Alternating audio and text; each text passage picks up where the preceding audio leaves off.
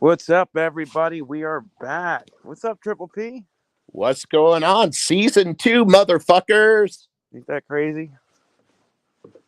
Holy Season shit. 2. We did 29 episodes. This is our 30th. And people are still logging in to listen to our nonsense. Yeah, people are still watching it. Unbelievable, right? Blows my mind. Like, who the hell would watch us? Holy cow, even my wife's in the chat. Figure that one out. What's up, Even if I'm Scully? all the way across the country in Las Vegas, she's still in the chat. There you go. That's good.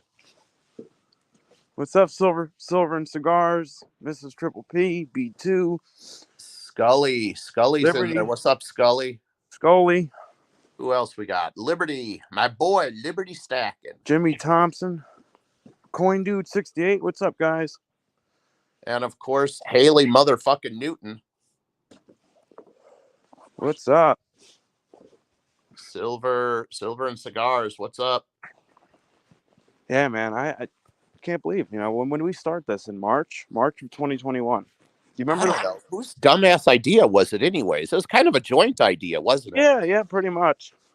We came across each other's channels, and we see that we had a lot alike when it came to things. And we pretty much, just started our friendship there. And then we end up starting this stream where we talk about absolute, utter, and complete nonsense, and we literally solve every single problem the world has in 2 short hours every week. Right? Sometimes it goes into 4 hours. We've had those ones. I think goodness. our longest one was with Campbell Coins. Yeah, we went like 4 hours with him. Like 4.5 hours. Well, you know how it is, man. Some people have more stamina than others, I guess. Yeah. Looks like Campbell's Coins can go for a long time.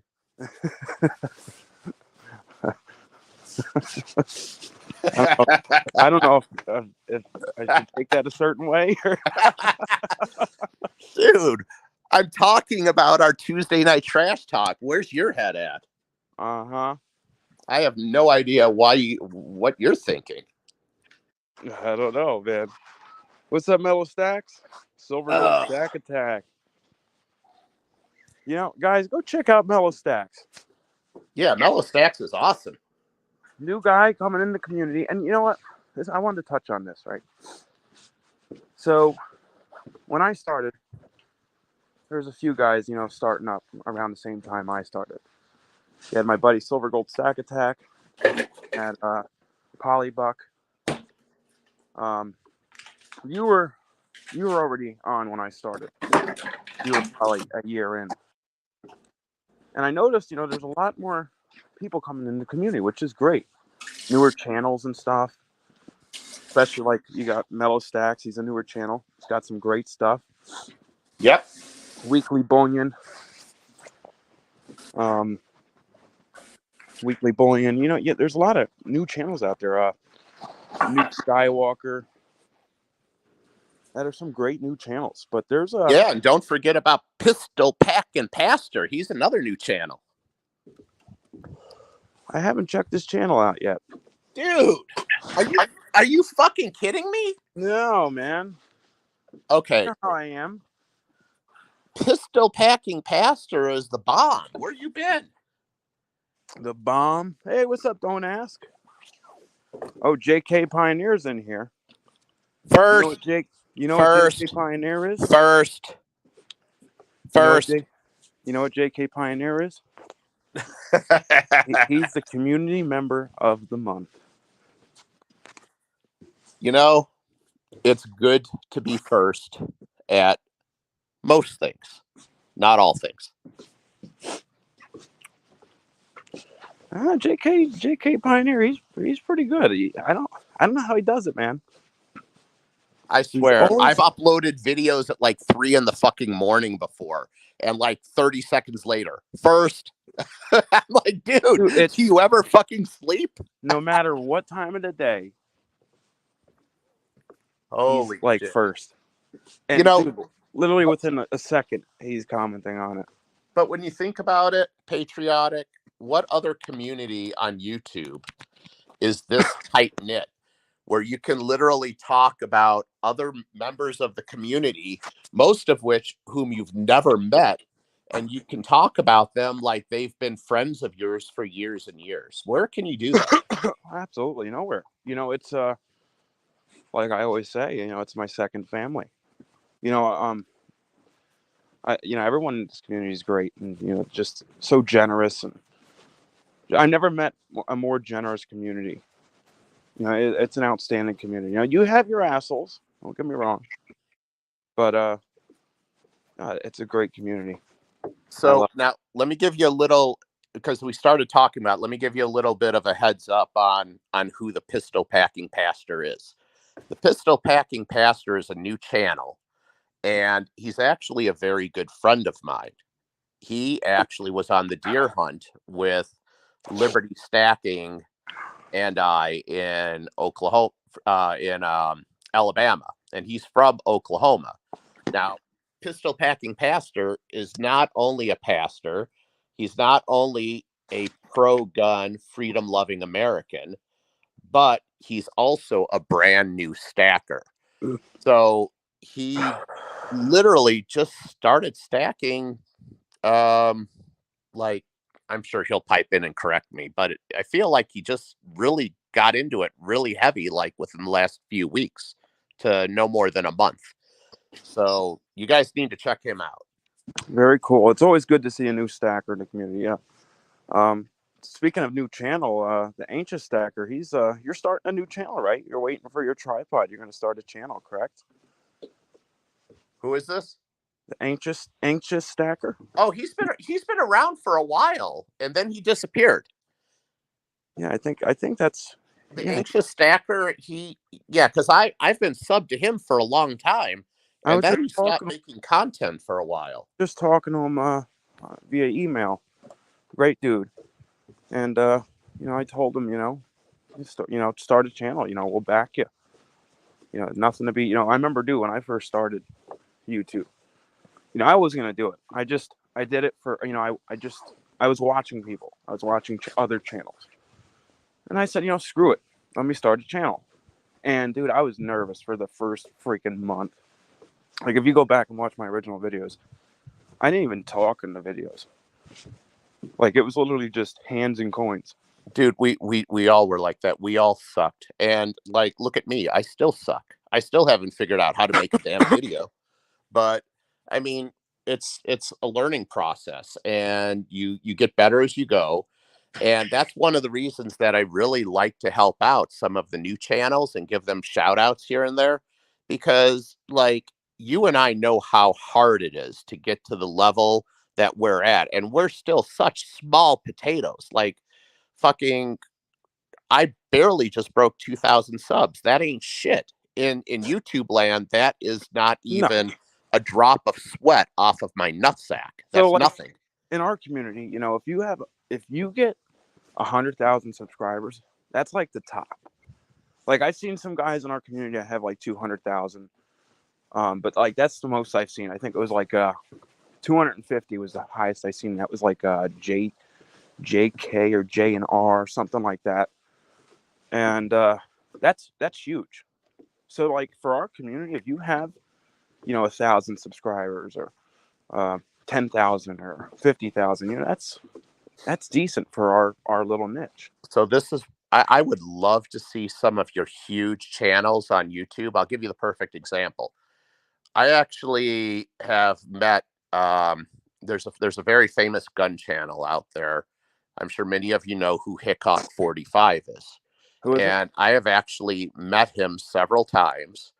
And I don't know if I should say this or not, but I'm going to say it. Hickok 45 is actually a stacker, but you will never see him talk about that on his channel. So I would love to see like big channels that have gotten big doing other things actually start to talk about stacking a little bit, because that would bring a lot more people over to the precious metals community. The thing is, our community is a huge community. Like for example, look at the coin shows they have, like the fun show. You could see all the people that are there. it's a big community. But on YouTube or on social media, it's not so big because think of it. We're dealing with gold and silver, platinum, palladium, copper, precious metals. Not many people are very comfortable to be out there on social media and letting everyone know about their stack. Right. When it comes to finances or savings, people are very private. Like Sure. you're not gonna walk up and say, hey, what do you make? How much do you have in your bank? People are gonna be like, that's like none of your business. So that's the same. Like a lot of people have that mentality, of security. So only a few of us are really on social media that are willing to talk about this stuff. Now, obviously, we have our security. We don't tell everything. Some of us show our face, some of us don't. But you got to think about all the people that are stackers that just aren't on social media. They strictly go to local coin shops and buy stuff. Well, so I've got 2 points here. The first thing is that you're right. It is a big community, but it's a very small community of content creators on YouTube.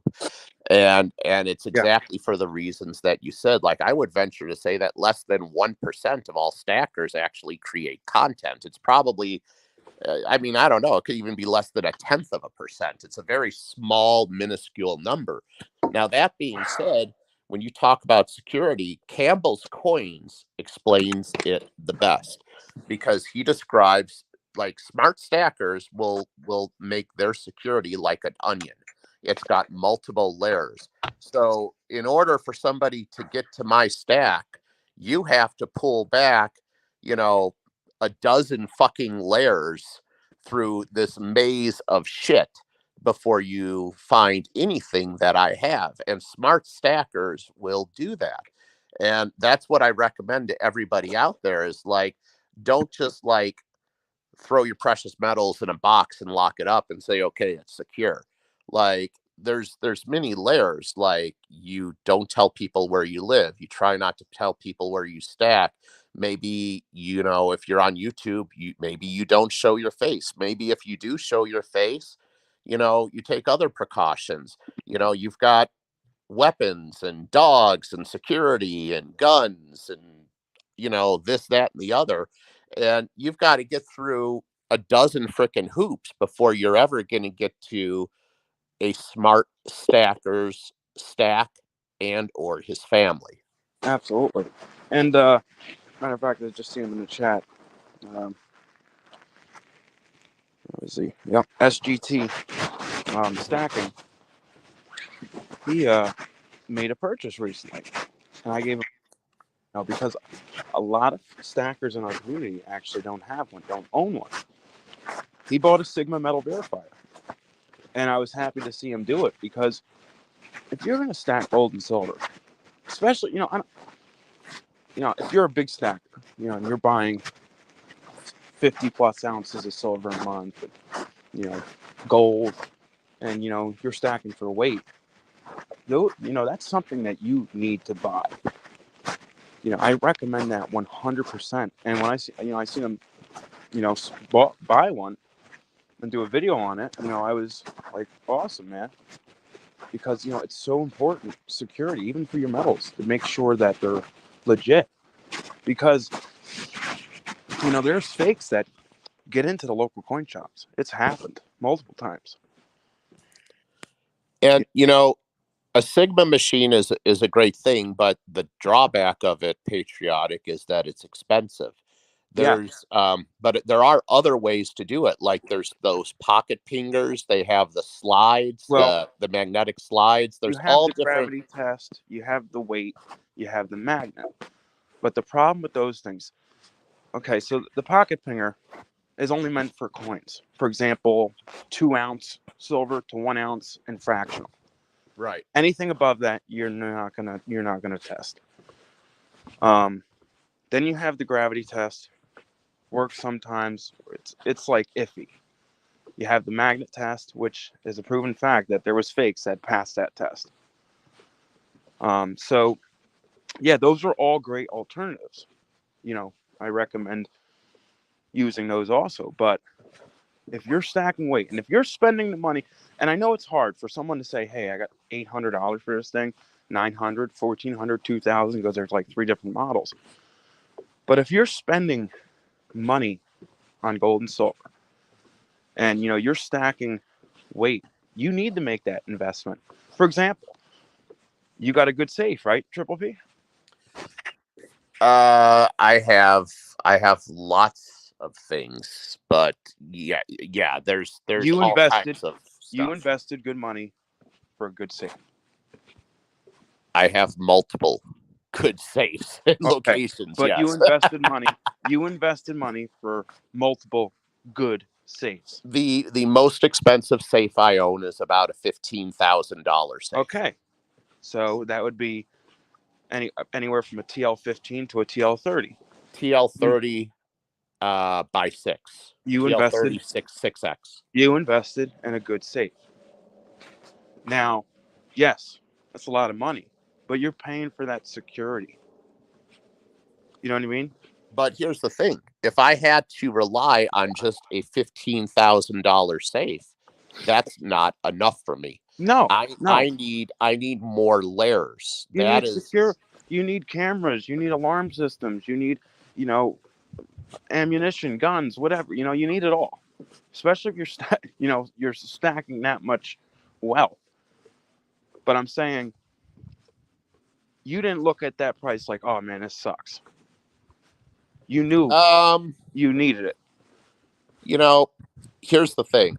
I have zero regrets buying it, and I'm glad that I did.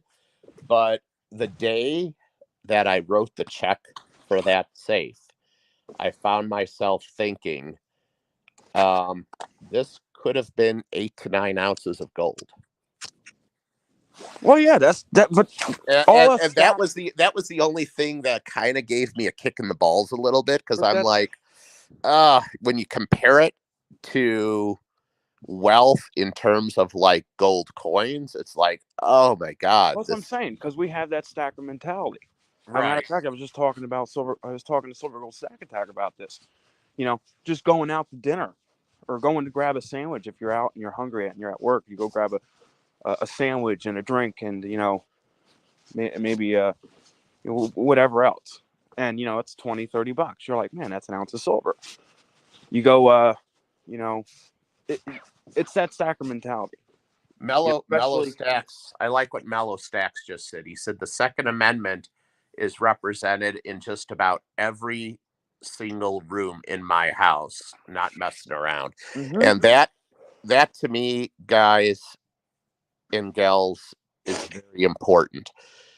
You have to find a way to always have a gun accessible in your hand, ready to go in less than 5 seconds anywhere throughout your entire home. I agree with you. For me, I have a fairly big home, so that means I have to have lots and lots of guns strategically placed, strategically locked up in quick release handgun boxes, because I still have small kids and I can't trust them, and they're at that age. So you've got to get a box that you can have that door spring open in less than 2 seconds, and you have that loaded firearm in action, ready to go. Exactly. I agree with you. And that all comes down to security. Yes. You know what I mean? But like what I'm saying though, it's very important to invest to protect your wealth and your family. So yeah, buying that Sigma at $900 sucks, because you're like, hey, that's a half ounce of gold. It's an ounce of platinum. That's a kilo silver. Sure. Platinum. Yeah, it sucks. But you know what? You got security right there. That's a way to test your metals. And that's a lot better than your pocket pinger, your gravity, your magnet test, your slide. That's pretty much the best thing we can get as stackers to test our metals. Do you I don't know if I've ever asked you this, Patriotic. Do you have a Sigma? Oh, hell yeah. Okay. Hell yeah. I wouldn't be preaching this if I didn't have one. I mean, because I'm going to be honest with you, I don't have one. And I've thought about it before, but I know that your stack is much, much larger than mine. And, I don't, I mean, you pretty much know what I have because we talk offline. Yeah. I don't know if I'm to that level yet. No, dude, if you, like I said, if you're just buying here and there once in a while, and you're not buying to the volume, like, whatever, you know what I mean? But if you're like, dude, you stack a lot. You've gotten to the numismatics and stuff, but you were stacking weight. And I still do. I have a good amount of weight. I've got a very good base. But I think, if you're stacking a lot of money, and you're buying from different sites and overseas and from peer to peer to local.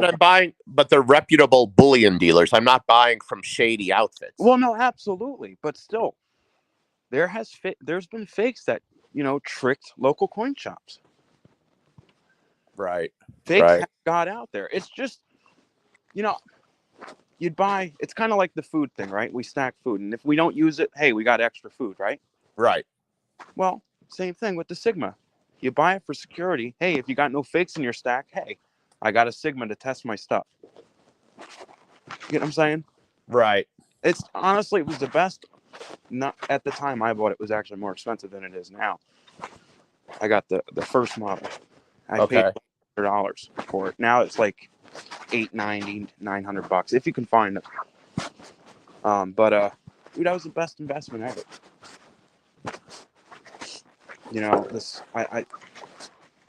Just that security. You know what I mean? It's knowing that I can test my metals at any time. If I buy from, I buy a lot from Facebook and Instagram, and yeah, they're reputable. A lot of them I deal with are reputable dealers. I don't deal with other people that I don't know, but I still test it just so it gives me a peace of mind.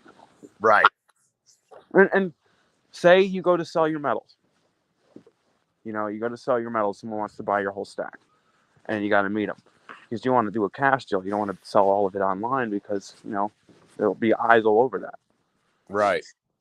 They don't have a Sigma, and they want it to be verified. You can test them. I don't know.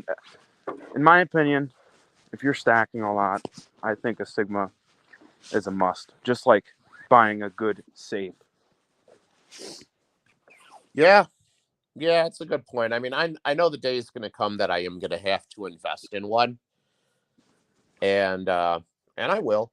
I just haven't pulled the trigger on it yet for whatever reason. And that's what comes down. It's the stacker mentality, man. I didn't want to do that either. I'm like, man, I can buy an ounce of gold, a half ounce of gold.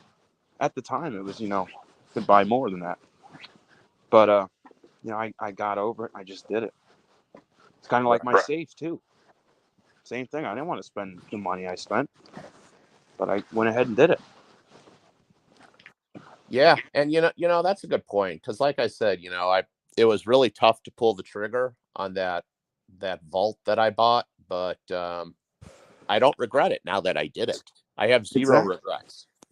Exactly.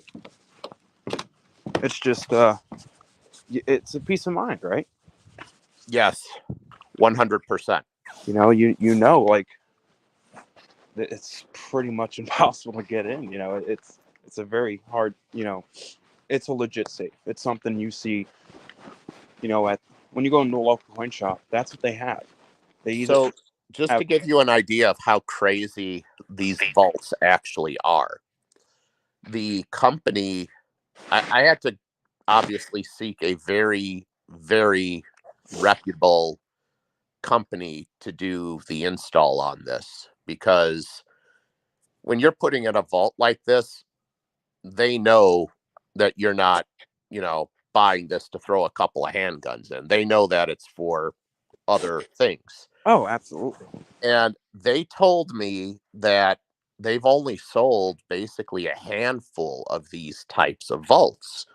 So the funny thing is that they said that this thing is so insane and so secure that the last time somebody could not get into it, and they had to have, there's only one guy in like the southern half of Florida that can even break into them. And take a guess at how many hours of labor it's going to take him to crack into it at $200 per hour. I would say, what? I would say, what, 2 hours? 14 to 16 hours of labor. Yeah. See what I mean? So if for some reason I were to fuck it up, screw something up and not be able to get into it, that's essentially a $3,000 mistake. Yeah. That's how insane these things are. Yeah. Have you ever seen how they actually certify them? Have you seen how they do that? Yeah, I've watched videos. Okay, like it's nuts. Dude, that's what I mean. Now am I telling everyone to go out and buy a TL30 safe? No, not everyone has 15 grand to drop on a safe, but at least you can get a TL15, which is your second best safe. I've seen them for 5 grand. You know what Yeah, I mean? and explain the difference. The difference is basically 15 minutes. Yeah, There's not a big difference, because the big I'm thing saying, with a safe is that you're just buying yourself time. yeah. That's all you're doing. So And if you can't afford either or, get yourself at least a decent gun safe. And put it, drill it down to the floor, with the studs, and kind of hide it. There's other ways you can do things, because not many people have the money to drop on those safes. I understand that 100%, but there's other things you can do to kind of at least buy you some time. So HD Dyna Lowrider asked the TL30, what's the weight? So it depends on the size. Hey, what's Um, up, Bullion baby? Holy shit! oh, Bullion Baby's here. Holy Is shit! he Yeah, back? hey Are you Bullion. back? It depends on the size, HD. I can tell you that the $15,000 one that I bought is about 46 or 4,700 pounds empty. Yeah, they're heavy. So just shy of 5,000 pounds They're with heavy. nothing in it. They're heavy. If it falls on you, you are a pancake. You are dead. Yeah. Well, shit. Even if your average gun safe, 4, 5, 600 pounds, that falls on you, you're in bad shape. But see, the way they make these TL30s is they're steel. They're literally an armored truck. Yeah, there's steel on the inside, there's steel on the outside, and then the middle is lined with some type of cement, concrete, plaster mixture that's specifically designed to eat. What do they call those diamond drill bits, or the fucking shit that can drill through anything? It'll eat those alive. You know, You can't even drill through it. nothing's getting in. You need like heavy duty industrial tools that you do not see often, meant for that stuff in order to get in it. And you can't even find those tools unless you're like certified with some type of steel company or something. It's like it's impossible to get in. They're just it's worth it. You would literally have to, like bring an excavator inside of, wherever the thing is to get the Dude, fucking. I don't even think the excavator would it would probably take an hour for that thing to get into them. Hold on a minute, Mrs. Triple P. I have to answer her. She just told me good night. So good night, baby, and I will see you tomorrow.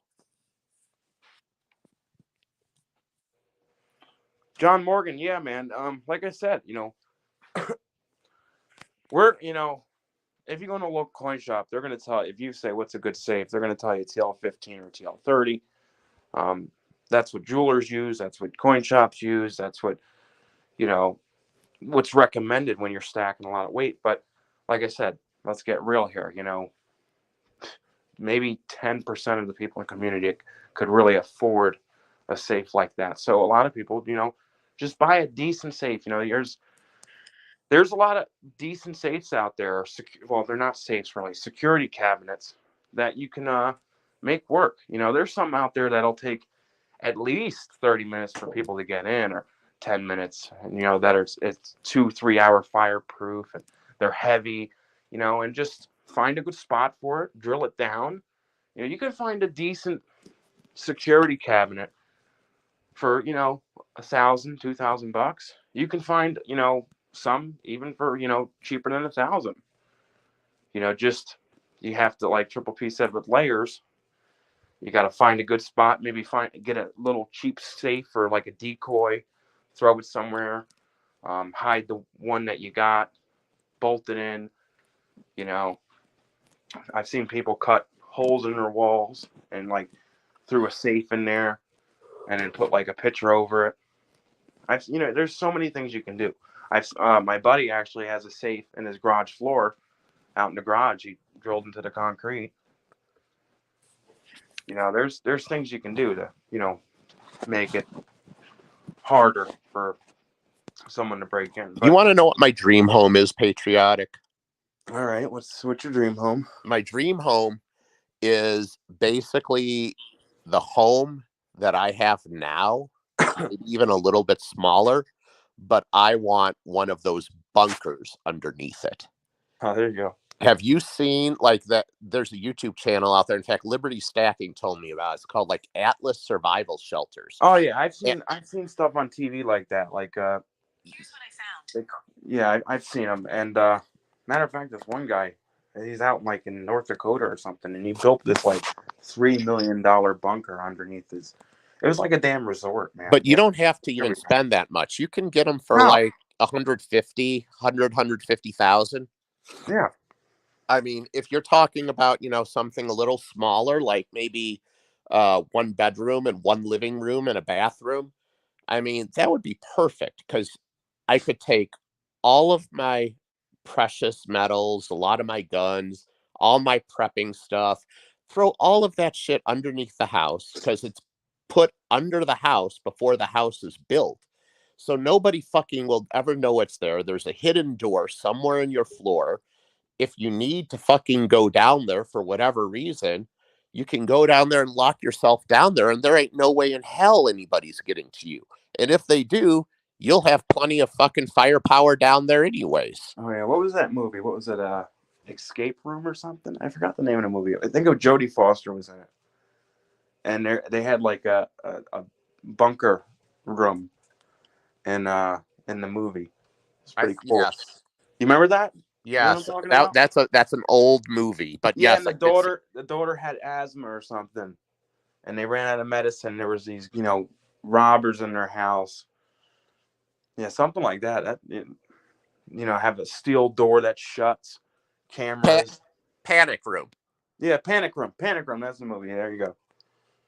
Yeah. Yeah, that was actually a really decent movie, but that's Yes, it why you was. prep that room long before you ever need it. You have extra medicine, you've got water, you've got all the food you need. You should have everything down there to survive for a minimum, bare minimum of 1 year. Oh yeah, dude. I buy year supplies of food every year. I try to, anyways. Sure. And like JK Pioneer said, you just rotate through it. Yeah. If they get closer to date, I'll open them up and shit. I'll feed it to my, you know, me and my kids. We'll make some. Some of them are good, man. Some of them are good, you know, and it ain't all about how good they are and how they taste or whatever. It's just to keep you alive, man. Most of them are shitty, but there's some out there that are pretty good. Haley Newton said it was insulin. It wasn't an asthma attack. She needed insulin. Oh, it's been years since I watched it, but I remember. Yeah. I don't remember it really either, but it was a crazy movie. Yeah, that was a good movie. Yeah, but yeah, no, yeah, it's important. Security is like number one when it comes to you know what we do, and most of us in the stack community, have money. We might not be rich, but we're smart. I would say, middle class. So, most people can afford, if you can afford to stack gold and silver, you can afford to buy a decent safe. And I'm not saying a TL15 or TL30. That's another level. But you can buy a decent safe and, afford the security, to protect your metals. And if you can't afford a safe at all, then at least be smart and do two things. Number one, hide it very, very well in a place where a thief would never to look for it. Mm-hmm. And number two, keep your fucking mouth shut. Oh, yeah. Don't tell anybody. Keep your mouth shut. Dude, you'll be surprised on how many people that don't have a safe. There was one of my buddies, he doesn't have a safe, and he stores it all in boxes. Like, like those, what are they called? Like those hard plastic boxes. The one I got for, my 10-ounce bars I put them in. Right. And they put locks on them. And, hey, if that's what you got to do, at least hide them. Sure. Try to find a good spot for them, find something, probably get one of those cheap $50 safes on Amazon and throw that in an obvious spot where someone breaks in, they'll go for that and think, they got everything. Sure. Actually, a friend of mine actually has he buys 40% half dollars and throws them in a crappy safe for like a deterrent. He uses that to weigh it down. All right. So now here's a question for you. What's going to happen? I mean, we're starting a new season. We're starting a new year. 2023 is underway. What's going to happen with gold and silver this year?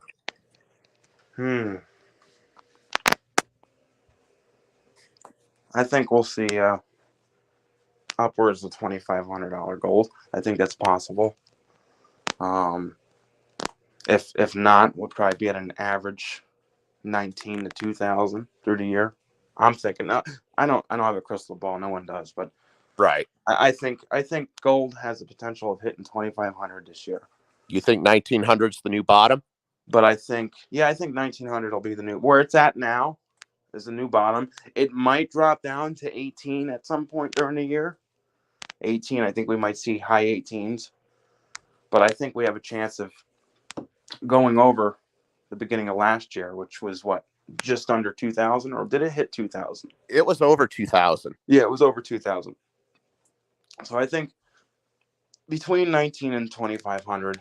Silver, I think, I think it's going to stay strong where it is. We might see 25, 26, maybe 30, but I don't think it's. I don't see 30. We will hit 30. You're thinking we're going to hit 30. I will bet. You want to make a gentleman's bet right here in front of everybody? What are we betting? You want to bet a 10-ounce bar? 10-ounce bar silver. Is that we're too going to hit 30? That we're going to hit 30 this year? That it will touch $30.00 or higher at some point by the end of this year. Yeah, we can do that. I'll bet a 10-ounce bar. And all if right. I'm right, I win a 10-ounce bar. All right. You guys heard it here first. We have a gentleman's bet for a 10-ounce bar. Silver's hitting at least $30 this year, and I'm 10 ounces of silver richer. Yeah, huh? I don't know, man. I think, I think we might get close, but I don't think we're going to hit 30. I mean, I'm in Las Vegas right now, so I got to gamble something, right? Yeah, there you go. So what better way to gamble hey, what's up, something? T, the Silver Stacker? Hey, what's up, T? How you doing? My voice is still not back, guys. I'm still like freaking a little hoarse from my souvenir. I brought back from our cruise. By the way, guys, our channel rounds are hitting this week. So whoever got their number picked out, whoever's down for one, payments due today. Triple P is doing odds. I'm doing evens. We made 20 of them.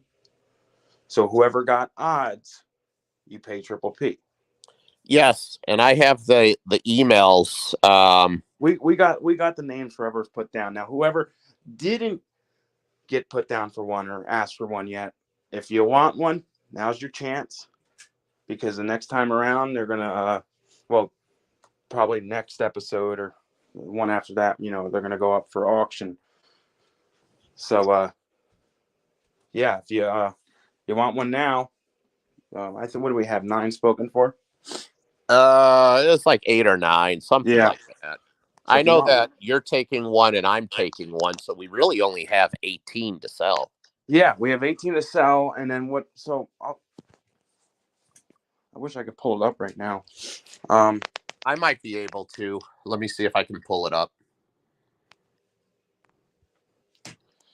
Spokane Silver Stacker. These are the Tuesday Night Trash Talk channel rounds. Oh, and quick announcement also. So you guys all know that Gold Spartan has done work on all my channel rounds. He's done all my channel rounds. He's done my Patriotic Stacker. The one I made 25 last year. He's done my Patriotic Stacker bars. And he was going to do the Tuesday Night Trash Talk rounds. But unfortunately, he's not doing that for customers anymore. He's working for like wholesalers and companies. So we moved out of that. He's not doing sand casting much anymore. He's doing statues, believe it or not, silver statues. So he's no longer doing my rounds anymore.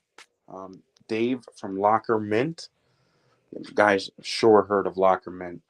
Another great artist. He's doing our rounds, and he's actually doing the Tuesday Night Trash Talk rounds, and they are stunning. So I have the list. I was able to pull it up. I've got Silver Oceans. He's got claims to number 2. Silver Oceans is covered. He doesn't owe nothing for it. Okay. Because I took it off for what I bought from him or something. All right, I got Mellow Stacks at number 4. Your number 6. B Squared Exponent is number 9. We've got Cherie Ward is number fucking forgot my damn glasses. Number 13. JK Pioneer is 14, and M2 Trident Stacker is number 19. What numbers are available?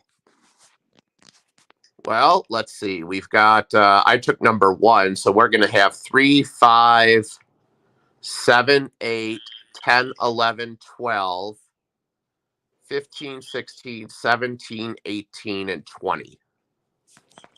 All right, guys. So if you guys want one of those numbers, let us know. Again, Triple P is odds, evens. And what was the price? What was the price that we said we were dumping them for? I don't even remember, bro. $95. $95. So hit us up if you want one. And think it was like, what did we say? $5 shipping Pistol or Pack something and Pastor, like that? 11, buddy. That's for actually I told you that, right? I'm buying that one off you because that's for Silver Gold Stack Attack. I'm gifting that to him. Number 11. 11's going to Silver and Gold Stack Attack? Yes, I'm gifting that to him. Hold on a minute. I'm looking at these messages. Pistol Packing Pastor wrote number 3. Yes, and then he just changed it to 11. Okay. And we can't. I guess 11's already been claimed. All right, yeah, we're back to number 3. He claimed that when we announced it. Yeah, okay. Pistol Packing Pastor, you have number 3. Number 3 is yours. And Liberty Stacking is claiming number 20. Let me start writing this shit down. All right, you're writing it down?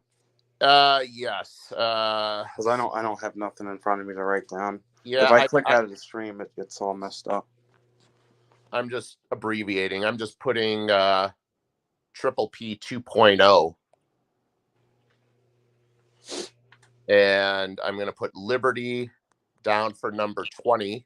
So that's an even. What one do you want, Spokane? 10 or 5? Do we have 10 and 5 available? 5 is available. 10 is available. Both 5 and 10 are available. So it's your choice, Spokane. Either 5 or 10. They're both available. Hey, what's up, Brett? HT down Lowrider. JK. Let's see if I missed anyone. Spokane. B2. And I need to write Silver and Gold Stack Attack For 11.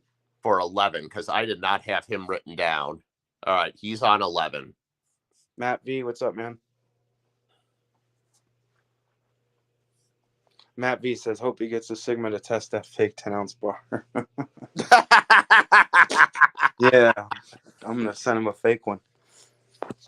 Oh, that's if he wins. I better buy my Sigma before Patriotic has to pay his bet. Yeah. Pistol packing. Scully, this is for the Tuesday night trash talk. Available. Number 7. B2, yes. They're coming. They came 7 in. Is available. 7 is still available. Scully, this is for the Silver Gold's Tuesday night trash talks channel rounds. They're silver. They're 1 ounce, but some of them might be over that because they're pours, so they're never usually exactly 1 ounce or 1.1 or 1.2, something like that. All right. Pistol packing pastor is changing his mind. All right, you got number 7, bro. He's switching to number 7. Number 7. So 3 is going to open up. So which ones do we have left now? Stand by 1 second. They're 95, Scully. Spokane wants 10. All right, so we've got number 3, number 5, number 8, number 10, number 12. Oh, Spokane wants 10. So put him down as 10. Stand by. Spokane Silver has claims to number 10. All right, so we've got 3, 5, 8, 12, 15, 16, 17, 18, and 20. All right, you guys heard it, guys. No one asked for 20? I thought someone asked for 20. Oh, wait, no. Liberty has 20. My bad. Oh, yeah. Liberty has 20. I was looking at, yeah. I told you I didn't have my glasses. So like I said, guys, Triple P has odds. I have evens. So if you have an even number, email me. If you have an odd number, email Triple P. And all payment is due today. Whatever rounds are not sold today, they're going to be thrown up for auction. And Locker Mint, guys, check out Locker Mint. Davy Jones from Locker Mint. Great stuff.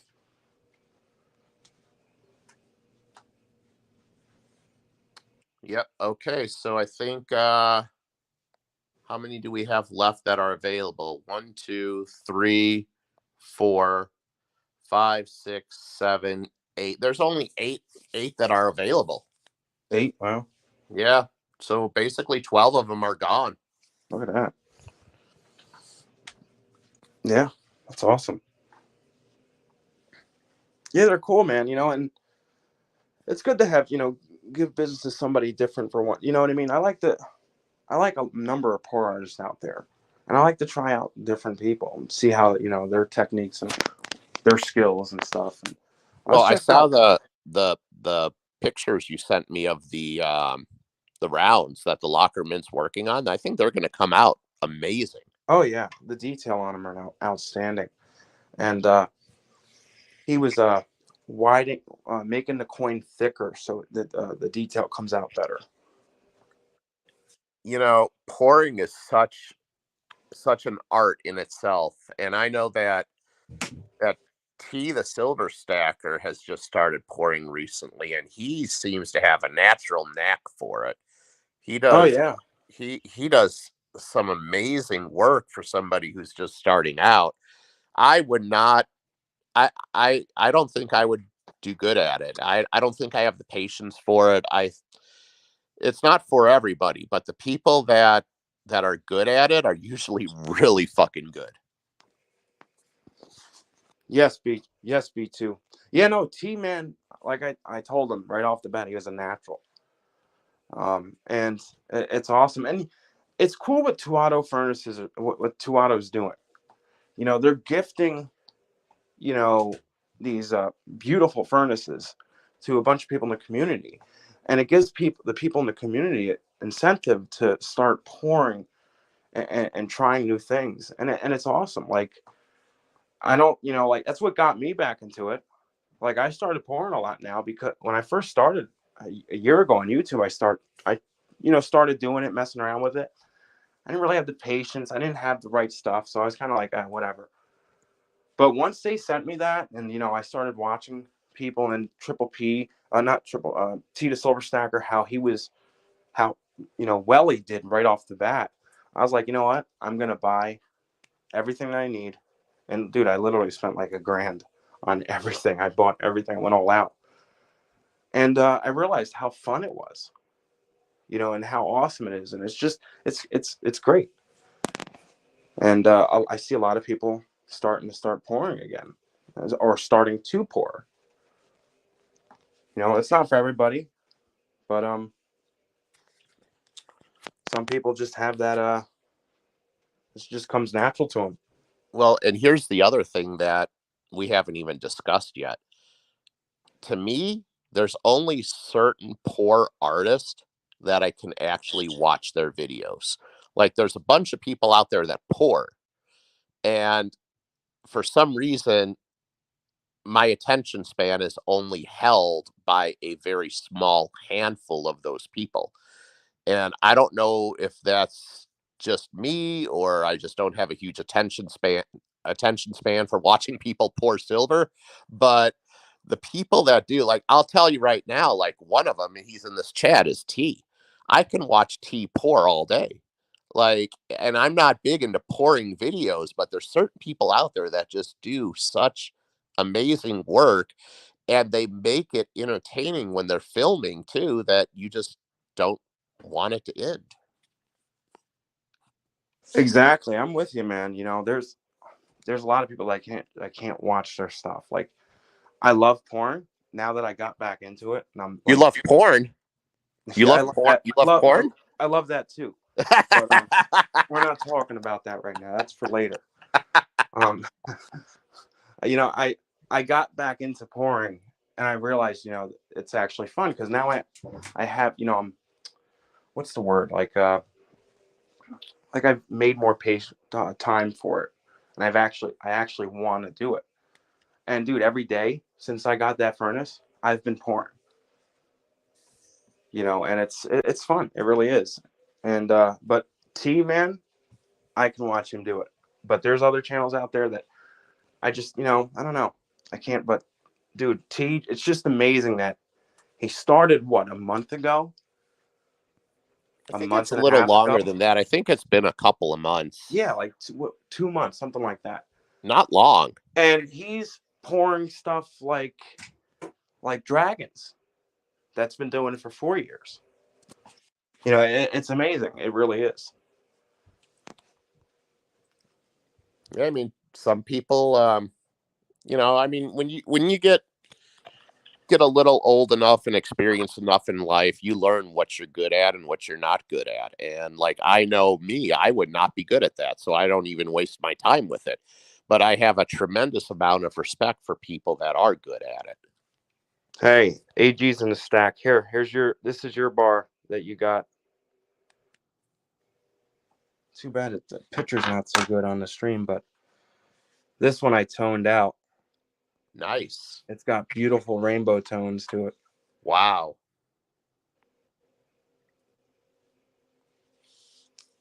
It's beautiful. This one's heading to you, AG.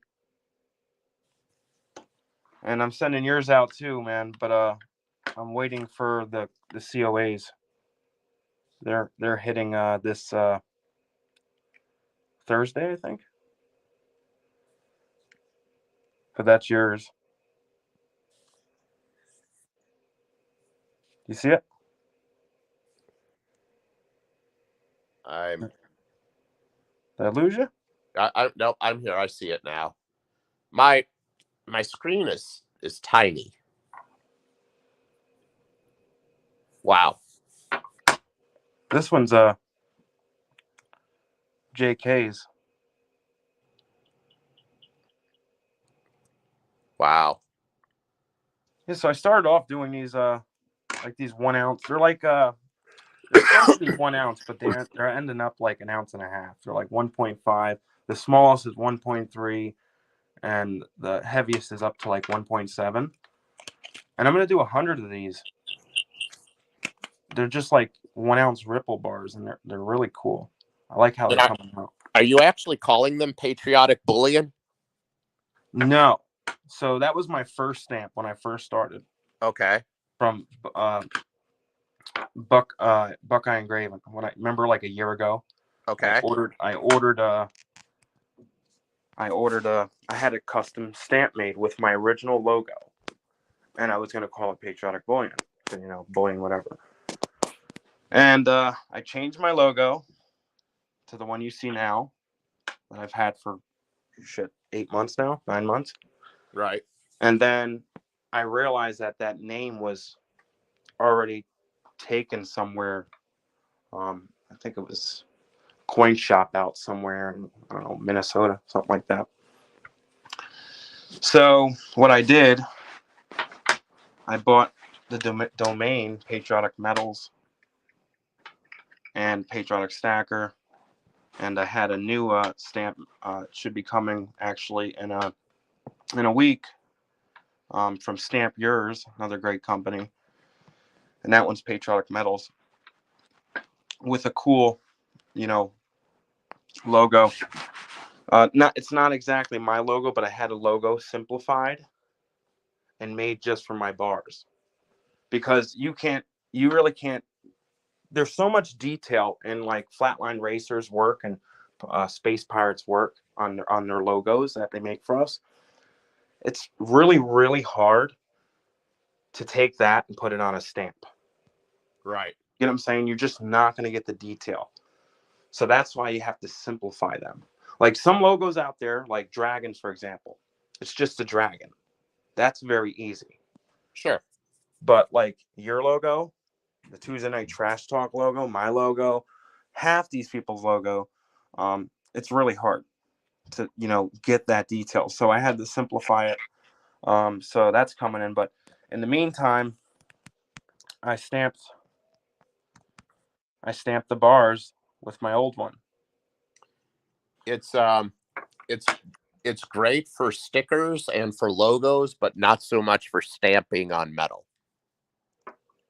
Yeah, exactly. But yeah, this is pretty much the first bars I've done, in a year. Flatline did your logo too, right? Patriotic? Yeah, he did mine, and then Okay. I kind of moved from Flatline. I still work with Flatline. Don't get me wrong, Flatline is great, outstanding. I love Flatline. But the last few logos I've had made, my Christmas one, Okay. the Halloween one I had done, and Mrs. Patrioticstacker's logo were made by Space Pirate. Okay. Space Pirate logo. And guys, go check him out too. Another great logo maker. He goes way back. They're both great. Flatline and Space Pirate, they're both great. They have their own little style to them, but yeah, they're great guys. Go check them out. So Flatline, actually, if you guys are looking at my little avatar that I have up on my camera right now, I referred Pistol Packing Pastor to Flatline, and he did his logo. And as a thank you, Flatline Racer modified my logo with what you see on my avatar tonight as kind of like a version 2.0.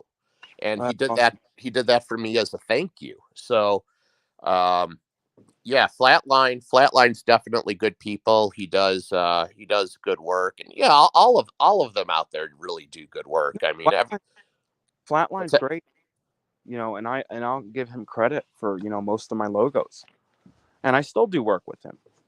But like I said, I like to give my business to a bunch of people. You know what I Sure. mean? Like especially with our channel rounds and bars.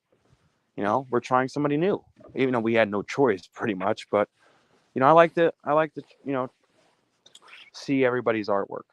Well, no, we had a choice. I mean, because we told people not to pay yet. We told people we didn't want their money yet because we wanted to make sure that we were going to be able to deliver a good product. We could have held off if we needed to, but this Locker Mint does amazing work. So I cannot wait to see how these things come out. I Oh can't yeah. wait to see the finished product. And matter of fact, he's going on AppMex in a few months.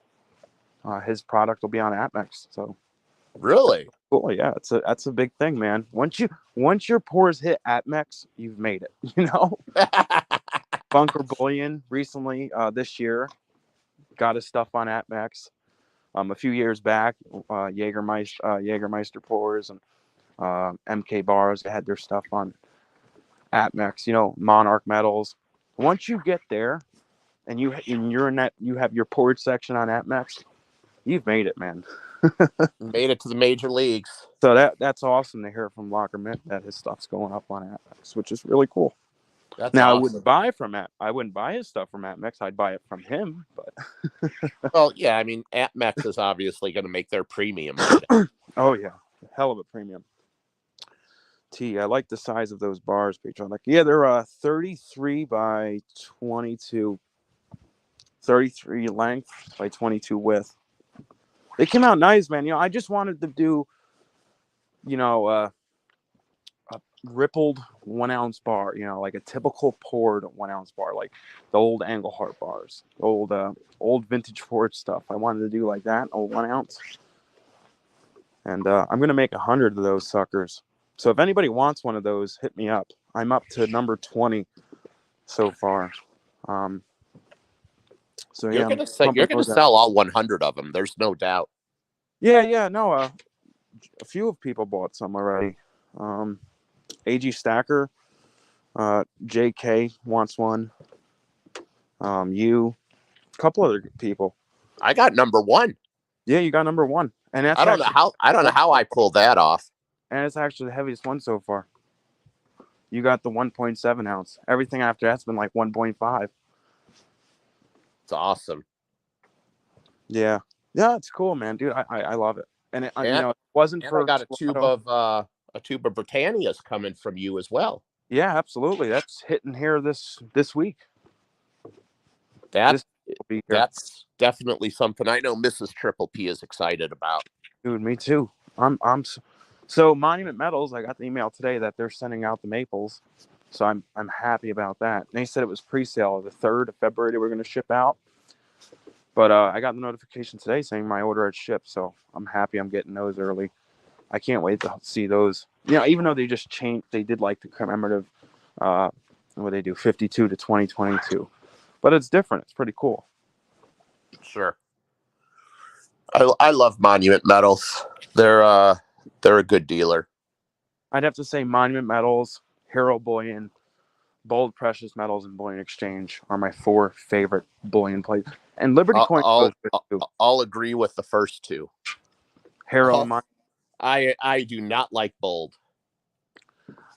I didn't like Bold at first because they took forever to ship. But I have to, dude. They have. You know how like the only site that has everything is AppMex. That's why their prices are like that, because if you want something, they have it 99% of the time. Correct. Well, I would say the closest in inventory compared to AppMex would be Bold Precious Metals, but their prices are a lot lower than AppMex. But Like Bold, they don't actually have it. They're selling stuff they don't have for a with a while, promise that they're going to get it for you eventually. the majority of their stuff, and it'll tell you right on the description on that product. If you're on Bold Precious Metals, it'll say 206 in stock. and then something else to say on pre-sale, and then the other one will say you have the option to buy it, but it's not in yet until what is it, back ordered.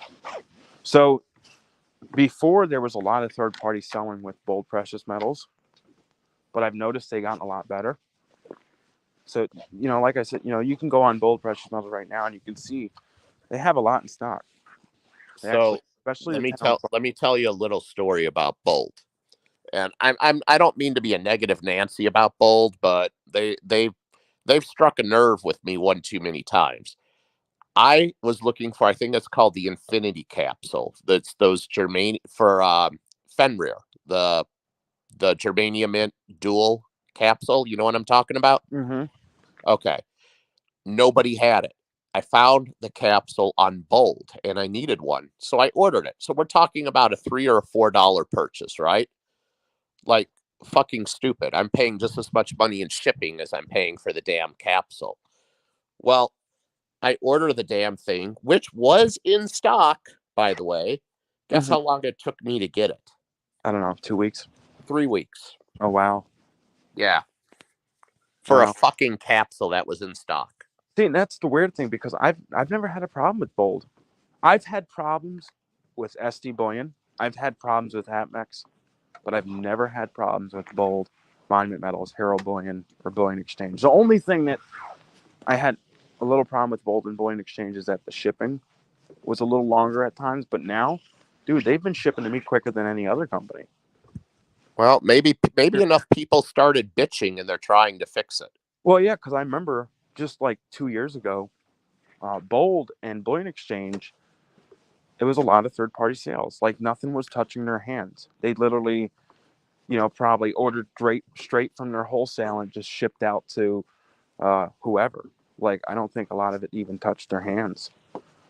But I have, now I love Bold and Bullion Exchange. I enjoy them. I've had good luck with Bullion Exchange. I've had very good luck with them. I've ordered from them a few times with no issues. Yeah, Bullion Exchange is great. And the thing that I like, is that Bold and Bullion Exchange, they'll have things that you won't find elsewhere. Like for example, those Canadian RCM White Falcons. Right. Anything besides like the maples are sold out everywhere. Like, the old Animal series, Predator series, the Creatures of the North. No. You can't find that stuff at all anywhere. But on Bullion Exchange, they have it, and at a decent price. So they'll have things like that you can find sometimes. And, but if I'm just buying, regular bullion, if I'm not trying to search for something at the best price, I'm either buying from Monument or Hero. Right. But the sites I will not shop at anymore is Atmex, JM Bullion, Provident, and SD Bullion. I have bought from Atmex before when they actually recently too, when they've had really good deals that you can't find anywhere else. I'll give you a perfect example. I bought I believe it was a St. Gaudens Double Eagle, and I want to say it was an MS62. I remember that. It was like summertime, right? Yeah, it was like an MS62 CAC, and it was like right around $2,000. Yeah. Like I thought it was a good price for a random year MS62 with a green CAC sticker on it. So I'm like, screw it, I'm buying it. I buy from Atmex for like for example, the Black Flags. Right. You're not going to find them elsewhere unless after it sells out on Atmex, you see them on eBay. So I go there for like exclusive, certain like the what's that series with Benjamin Franklin you bought this year? Oh, the Founders of Liberty. Yes, stuff like that.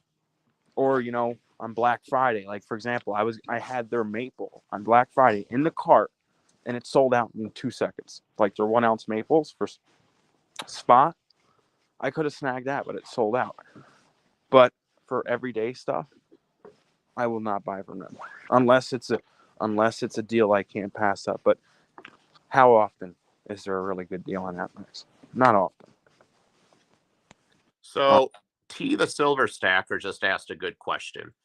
He said, "How much do you think Yankee and Dragons make off of their SD Bullion commercials? Yankee, Yankee slams the hell out of those commercials." They're making good money. I can tell you what they make on a mining stock, I already know, and but I don't it's know. crazy. I don't know if I should mention it, but No, you shouldn't. yeah, You shouldn't. That's you know what? We have our feelings about it, and that's fine, but it's not our place to say that. yeah, It's yeah. it's No, not but our place. they make a lot of money, and especially from you can actually look up on Google, content creators, what their net worth is on YouTube or their whatever platform, and you can look up Yankees, and it tells you right off the bat. You have to have a certain amount of subscribers, but it tells you what they make on YouTube per day, per week, per month, per year. Well, I mean, I'll tell you what I made in my channel last year. I probably made somewhere, it was certainly no more than $500. It was $500 or less that I made from YouTube throughout all of last year. Yeah, So yeah, that's basically what a small potatoes channel makes. yeah, and that's what. Like for example, I've seen a lot of newer channels popping up now, which is great. A lot of people are getting in the community, which is awesome. But a lot of them, like when I first started, when you first started, when most of us first started, we didn't care about the views, we didn't care about subscribers. We just did it for fun. We still do it for fun. You know, it's just a way to talk to people that have the same interest and believe in the same things, to help people. But a lot of newer channels that I've seen, they're like starting on YouTube and like begging for views and going crazy for views, thinking that this is going to be a career job. Like they're going to make good money on YouTube. And dude, unless you have 1 million subscribers, you make peanuts. The only way you're making money on YouTube is from mining stocks, sponsorships, companies reaching out to you. But the YouTube ads, you know how much you make on it. It's nothing. What is it, like $30 per video? I don't know. I feel like I get like maybe $100 and something deposited every 3 months. I don't know. It's Yeah, like, it's peanuts. The only time I think, like I just had a video that was 2.4 thousand views, and this is kind of personal, but I'll let you guys all know. I made $6 on that video. So 2.4 thousand views, which is not bad. That's more than my subscribers. So that's an outstanding video. If I have 1,700 subscribers and I have 2.5 views, it's pretty damn good. I only made $6, $6.47. let's see, here's the thing, Patriotic, and this is what I've noticed. The people that are just starting off and that are begging for views, those are the people that probably nobody even wants to fucking watch or listen to anyways. Oh, exactly. Like, I've Exactly. said from day one, and I still say to this day, you know, if you subscribe to me, I'm obviously very grateful and I'm glad you're here. But I'm certainly not going to lose any sleep if I were to lose every single subscriber tomorrow, because this is not something that I ever intend to like use to supplement my income. It's just a No, hobby. exactly. Just Exactly. it's just for fun. Like, I'm literally laying in my hotel bed in my fucking boxer shorts right now. Like like Well, this dude, is this is ridiculous. that's It's just a conversation. like I said, that's why we started. That's why the majority of us started, to have other people to talk to about this, to, help others, to, show off your medals and make friends. And that's exactly why I did it. I never thought that I would get 100 subscribers, nonetheless, almost 2,000. But then, we came to a point where we were able to get monetized. And, like you said, like I said, hey, if we can make something, a little something on it, that's awesome. It's better, you're doing what you like to do, and it's literally, you're getting paid for it. And it's not much, but hey, it can go back into the channel. You know, you can use it for gauze, all types of things. But it's fun. You know what I mean? I'm not this is not an income. This is not, no one. I'm not relying off this money. You know what I mean? It's whatever that I get on YouTube just goes back into the channel. That's it. You know what I mean? But it's I don't know. Some people think, I guess, they're gonna become rich as soon as they get monetized. Well, they got a rude awakening. They better figure out how to make a really, really viral video really, really quick. Or that ain't gonna happen. Post, post videos of a cat or a dog, and then maybe you'll get there. Or whatever, TikTok, go dance or something. Fucking cat videos. Yeah. On fucking YouTube. Have you seen that? Some of those fucking cat videos on YouTube, they've got like millions and millions of views. I'm like, what the fuck is this? Like, I feel like if I watch another 30 seconds of this, it's going to give me cancer. Fuck. My fucking eyes are burning. Dude, I do YouTube for fun, man. That's it. And if it wasn't for YouTube, I wouldn't have met all you great people. I mean, I wouldn't have, like it's crazy that we're like family, and I've only seen a handful of you in person. And I feel like I've known half you guys for 10 years. Like it's great. I'm happy. I love it. I enjoy it. But well, your ass needs to get down to Alabama fucking next year on this deer hunt with us, and fucking you'll meet a lot more of us. Boy, you got a pretty mouth. I ain't going down to freaking Alabama. Dude, it's fine. It's just if you hear the banjos playing, run the other way. Got a pretty mouth, boy. Yeah, open that mouth, boy. Squeal like a piggy. I want to hear you squeal. See, fucking Liberty Stacking says you got to go. Squeal. You got to go. Squeal, baby. let me hear your best pig squeal. Dude, I can barely talk from my fucking Rona voice still. Rona voice. Come hunting with us, Patriotic. I'd like to meet Patriotic in Texas. And for all of you that are in the stream, this hunt is only $900. It's a 3-day hunt. You can't fucking beat it. What? $900, 3-day hunt, $900. Sigma metal verifier. See what I mean? No stacker mentality when it comes to hunting. Hey, you can't compare the two though. They're two completely different. Dude, I live in the woods, man. There's deer everywhere. I can go hunting for free. You can't even have a gun in that communist state you live in. Yes, you can. Dude, the only difference is that I can only have a 10-round magazine.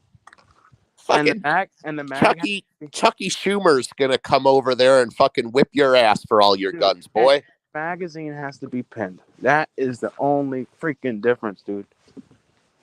That's it. Hold on, let me think. What does that thing say again? Shall not be infringed. What was that? Well, dude, I can't help their laws, man. I know. I'm just giving you shit, bro. But you can definitely own any gun. Well, you can own an AR-15, no problem. It's just there are certain tweaks you have to do to the gun. Well, we don't have to do shit. You got to make it look less scary. It looks too scary. We got to make it look less scary. Dude, if you take an AR-15 from New York and an AR-15 from California, and then you take those AR-15s from New York and California and any other northern state up there with crazy gun laws, and you bring them down to Alabama, Texas, Florida, and you look at those AR-15s, total difference. There's a big difference, and even like in the design a little bit. It's weird,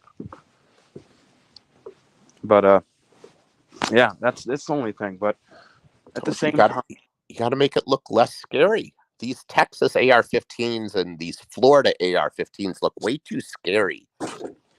Yeah, they're like not gender neutral. Yeah, right. But I like that. I'd like to go down there and hunt. with you guys and stuff. But at the same time, there's my stacker mentality, man. $900 to go hunt when I can hunt for free. Dude.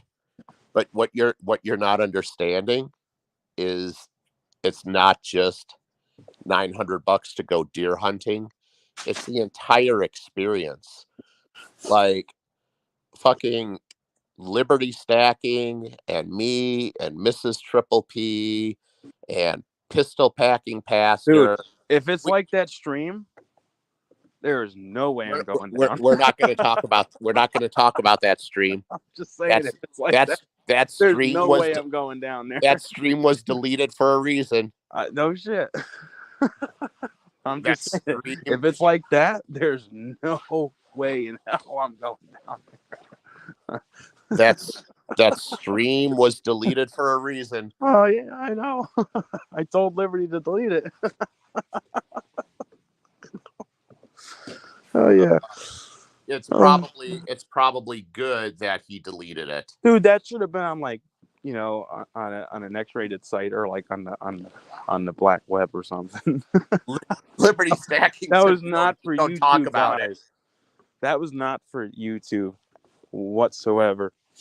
Shit, Liberty's so bad out of shape, he's still talking about it to this day. He said, me and my 3 subscribers. Liberty, there was a reason we decided to do that stream on your channel. Because you couldn't do it on yours. You were banned for a week. Why? You were banned for a week, dude. I would not have done it on my channel anyways. No, you wouldn't have, man. You're like, screw Liberty. He's only got what? 3 subscribers. Let's do it on his. Yeah. What a good friend, huh? You're a great friend. For everybody that was blessed enough to be in that stream, it was. Dude, a lot of people left that stream. It was entertaining as fuck. At least in my inebriated state, I thought it was. The only one that stuck through that stream was JK. I was in and out. I was leaving. I'm like, man, I can't handle this. And I come back and I'm like, all right, but I gotta watch it. I gotta see what the hell is going on. So it was like, a double-edged sword. Well, Liberty Stacking just said a dumpster fire. That sums it up. That's exactly what it was a fucking dumpster fire. That was worse times 100. It's kind of like a train. It's kind of like a train wreck. You know that it's falling off the rails and you don't want to look, but you still have to watch. Oh yeah, that's exactly what it was. Like I'm like, what are they gonna do? I'd like, all right, guys, talk to you later. I go back. I'm like, nah, I gotta see this. Yep. Okay. So change the subject. We're done with that stream. That was deleted for a reason. You gotta erase that. You gotta. That's terrible. That was terrible, dude. Yeah. I'm glad that Liberty Stacking was sober enough to say, all right, we're deleting this motherfucker. Shit. Oh, that was hilarious. But John Morgan, yeah, man, I'll try to get down to Texas. I got family in Galveston. I think we talked before in email about that. But yeah, when I'll get down to Texas, I want to go back down there. I love it out there. It's nice. We just lost Pistol Packing Pastor, by the way. He just texted me and he said they just lost their power with that ice storm. Ice storm? Ice storm. Where's that? Oklahoma. Oh, I seen something like that on the news or something. Yeah, there was like a shit ton of canceled flights today, bro. I think Texas and Oklahoma are getting nailed. Huh. Yeah, I think U.S. Postal Service is delayed too because I sent something out like a week ago, 9 days ago. Uh-huh. Still in transit. And I sent priority. So there must be a delay or something. Yeah, I'm looking at the weather radar right now, and there's all kinds of ice storm and winter storm warnings out there for even as far south as like fucking Dallas, Texas. It's crazy. Wow. Yeah. Yeah, Crazy. it's crazy weather, man. Yeah, man. So how's Vegas? Fuck this city. I'm ready to go home. Oh, really? Fuck yeah, Vegas sucks. Dude, I'd be having a blast, man. Nope. I wouldn't be doing much gambling, though. Nope. Dude, Vegas is probably the city that I like the least out of just about any other city in the United States. It rates up there right with some of your biggest shitholes like LA and New Orleans. Oh, yeah. Nothing's worse than LA. Dude, fucking Vegas. Like, okay, so check this out. I went to the gas station today, a couple hours ago, actually, right before the stream started, and I got myself an energy drink.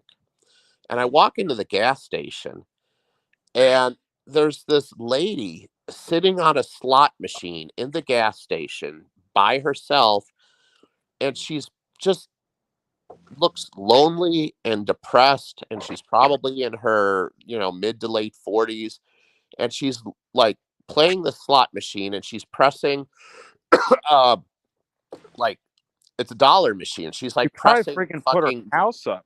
max bet. She's like betting $3 every fucking spin, and she's hitting the button like fucking every 3 seconds. So it's like just clock 3 or 4 seconds. There's $3. There's another $3. There's Dude, not. I watched. She had to have, just in the time that I was in there getting my energy drink, she had to have gambled away probably almost $200 just in that like 5 minutes I was in the gas station. And man. I'm like, what the fuck? And then I go back out, and there's another lady on the curb by the sidewalk, and she looks all disheveled, and you can tell that she's a bum and homeless. And the temperature here is like, it was like 43 or 44 degrees. Really? It's And cold out she, there? oh, it sucked. Yeah, it's cold Oh, today. nighttime. And her head is bobbing back and forth, and she's yelling at nobody. Like I have it in mind. she's having an argument with herself. And and I'm watching. Here's the scary part. I'm doing double takes. Like this is like, I don't know if this is pathetic or if this is sad or what.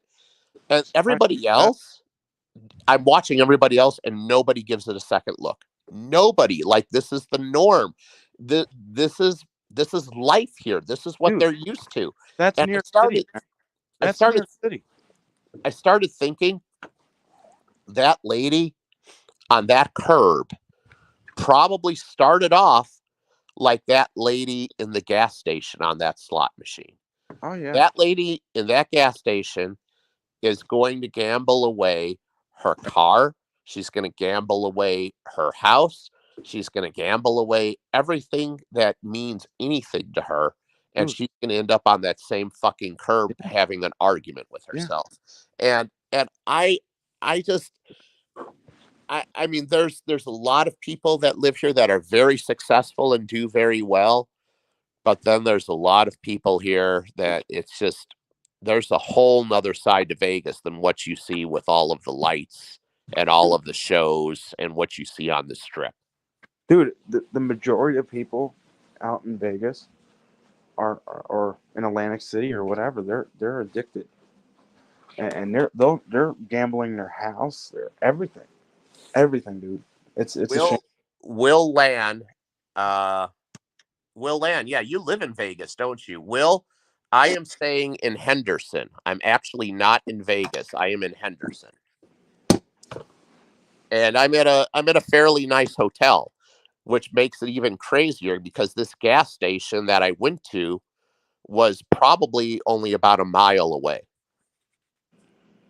Yeah.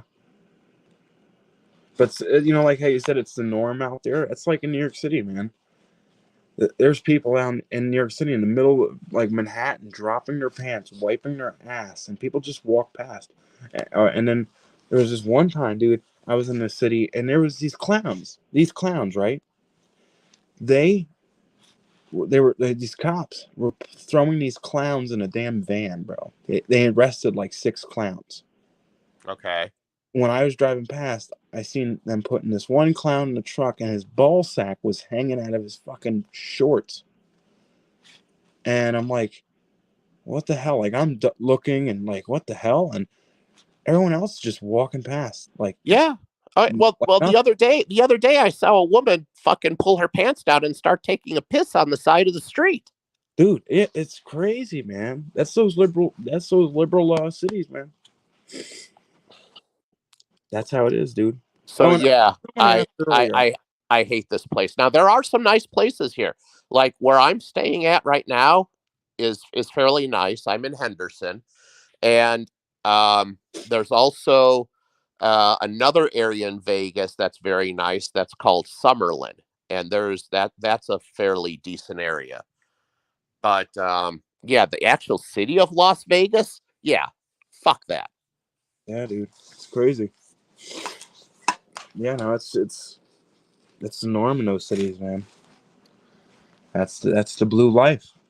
That's what they want. So we try to keep our parts clean and nice. They can have their shit cities. Yeah, and then what cracks me up is they complain about how expensive it gets in places like California, and then they start moving to places that are more desirable to live, like Texas, and they bring their liberal politics with them. Yeah, yeah. Like, what's the definition of insanity? Doing the same thing over and over again and expecting a different result. Well, that's like I live, I'm not that far from, Massachusetts and stuff in Connecticut. And we used to go to Martha's Vineyard up there. Beautiful. Beautiful up there. Well, that's a big Democrat politician vacation place, you know? And Well, I know Ron DeSantis sent some very nice, yeah, upstanding citizens there. well, dude, look at that place now. There's graffiti everywhere. There's these like hipster hippies living on the streets. Dude, it's like another San Francisco. And it used to be a beautiful, rich, old school, clean town with the original old stones through their towns, like from the 1700s. And dude, it's a shithole. And that's what they want. That's what they turn everything into. Well, Every even if I look at the areas that I grew up in the south suburbs of Chicago as a child, and T will be able to relate to this. Um, T, I'm sure has heard of the town called Park Forest.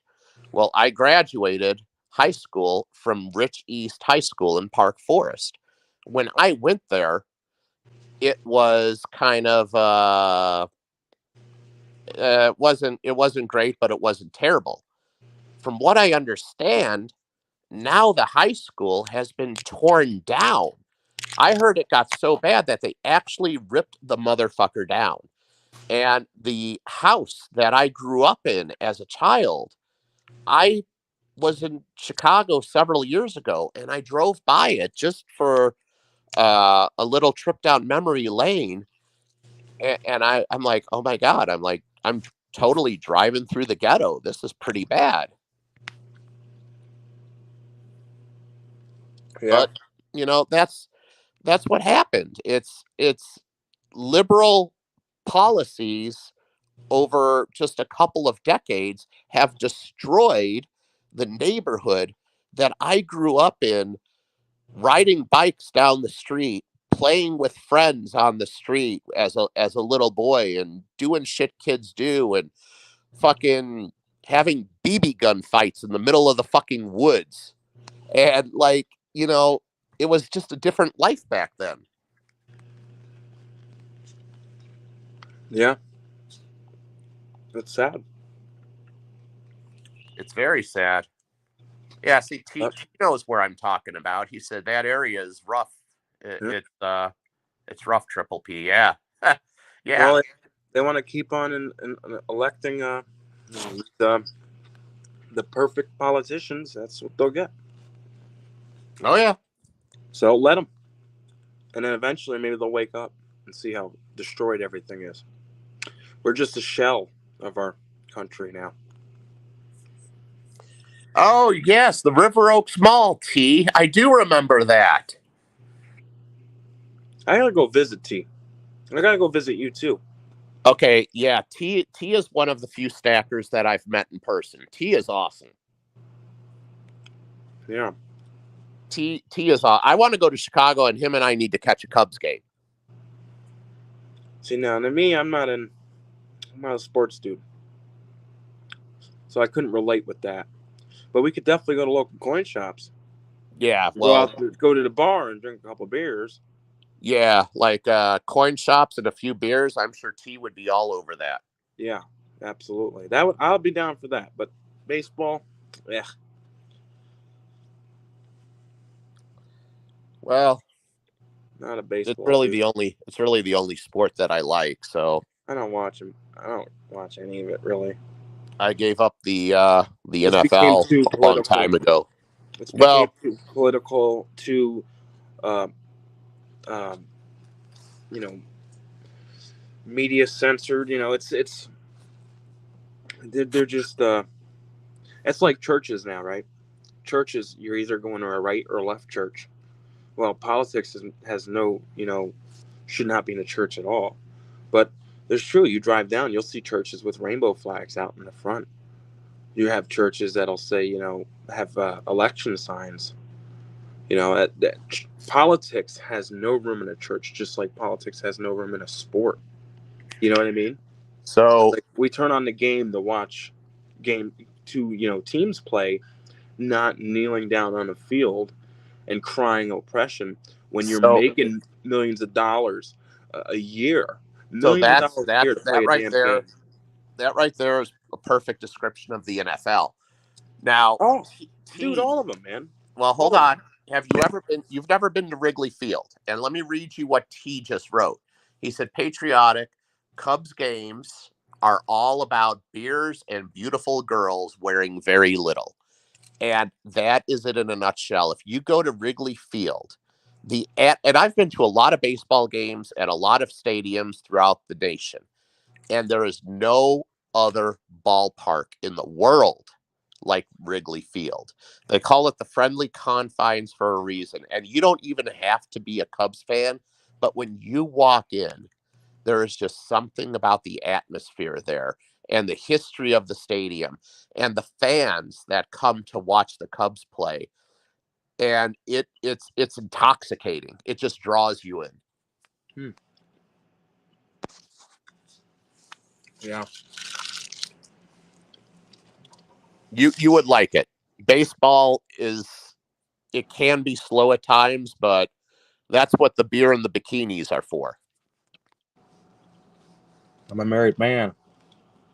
Oh, I can't look at that shit. Oh, you're blind now? Mm-hmm. Oh, well, I'm sorry for your eyesight loss. Yeah, I'm just not. I've never been. If believe it or not, the only time I watch sports is every 4 years, Winter Olympics. That's what I watch, and I'll watch like soccer World Cup and stuff like that. Once in a while, I watch NASCAR, but I'm not, dude. I'm not. I've seen it become like ESPN and all those, dude. They're freaking so political, man. And it'd be one thing if they were, talking about both parties, weren't picking sides, but like it's like CNN, but for sports. It should be called CNN Sports. And Yeah. dude, if you're on your knee, right, in football, whatever, all these guys on their knees, freaking pretty much saying a big fu to America and the American flag and the people, and saying that we're so, what's the word there? What do they say that they are? Oppressed? Yeah, there you go.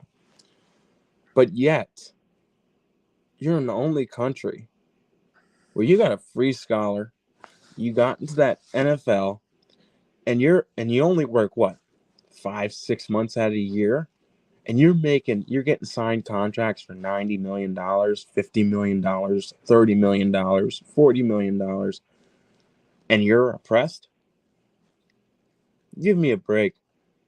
And if you're so for, helping people and your people, then you know what? Take some of your millions and millions of dollars and donate it.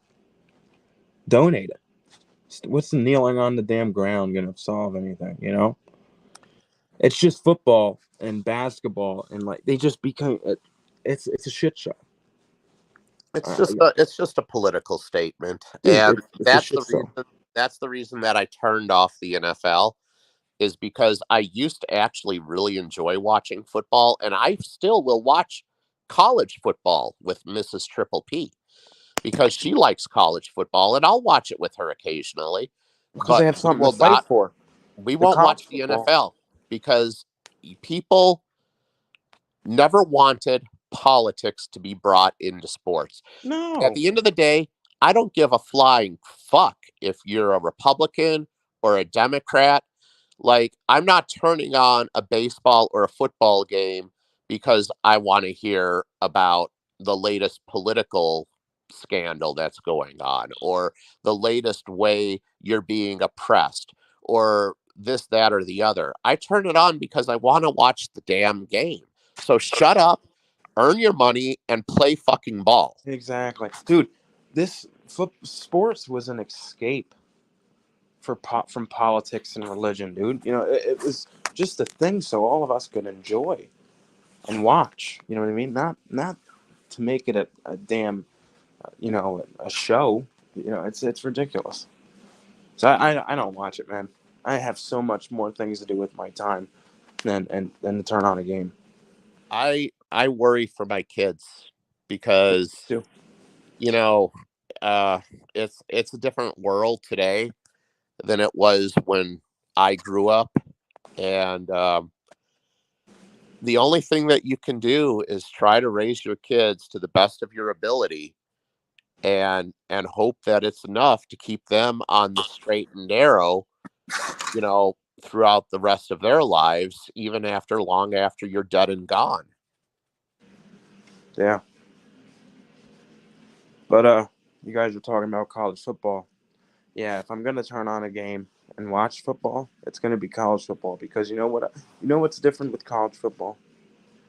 Those college guys, those guys that are playing football, they're trying their best. They are freaking killing themselves on that field because they have something to fight for.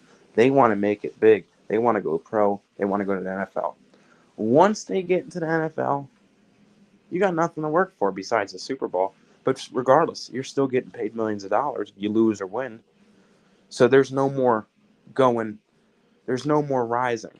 That's your level. That's your peak. That's your climax. You're done. So college football, they're actually it's more fun to watch. I can see that. That's like anything else though. What's it? The minor league? What do they call it? Before the major leagues in baseball, what's the one below that? AAA. Triple A. Same thing. Same thing with like a NASCAR. There's that other one below the pro. Um, they're working towards something. They're trying to be the best. Trying to get drafted. Yeah. And I can Yeah, see that. it's uh it's a different world. Oh yeah. Dude, I teach my kids to save, treat others the way you want to be treated. Love God, love Jesus, work hard, um, treat your mom, your father, your elders with respect, eat healthy. Just be good. It's not that hard to raise your kids to be right. But the problem is when you have this generation today and the schools and everything else drilling the opposite in your kid's head. Oh, it's okay to lose. Oh, it's okay to be. You don't have to be number one. Oh, it's okay to be dressed in a girl's dress. Oh, it's okay to. Dude, they're training our kids to be weak. You mean it doesn't take a village, like Hillary Clinton said? Yeah, dude, they're training our kids to be weak. And I You know what told it dude, take you know what it takes to raise your kids? It takes a mother and it takes a father. That's what it takes to raise your kids. A yeah, mother and a father with a good heart and good intentions that teach their kids to grow up and have fucking respect. Yeah, and listen, say if you're a gay couple, I'm not saying they can't raise. I've had friends that are well, my wife's friends that are a gay couple that raised good kids and teach them real values. You don't have to be whoever that's in the chat or whatever who's gay. You know what I mean? I'm not saying you can't raise a kid or nothing like that. There's gay parents that raise great kids, but it ain't so much what parents you had. It's about what you teach your kids, values, respect, to work hard, not what most people are doing nowadays. You know what I mean? I don't care if you're gay or whatever. Just teach your kids to do the right thing and have values. And Right. tell them that they're in the luckiest country. You're born in the luckiest country in the world. When you're born in this country, you were handed a golden spoon. Prove me wrong. Prove me wrong. We are the best country in the world, and I still believe that. But I also believe that we're trending in the wrong direction. Yeah, And if we are things trending in the long if direction. things don't change quickly, we're going to find ourselves in a fairly poor position. Exactly. And it's up to good parenting and good people with a good head on their shoulders, with values, with the love of our country, with the love of our Lord, to love, to work hard, to change that. We need to raise our kids to do to do the right thing. Because, dude, it's my generation that's fucking up this country.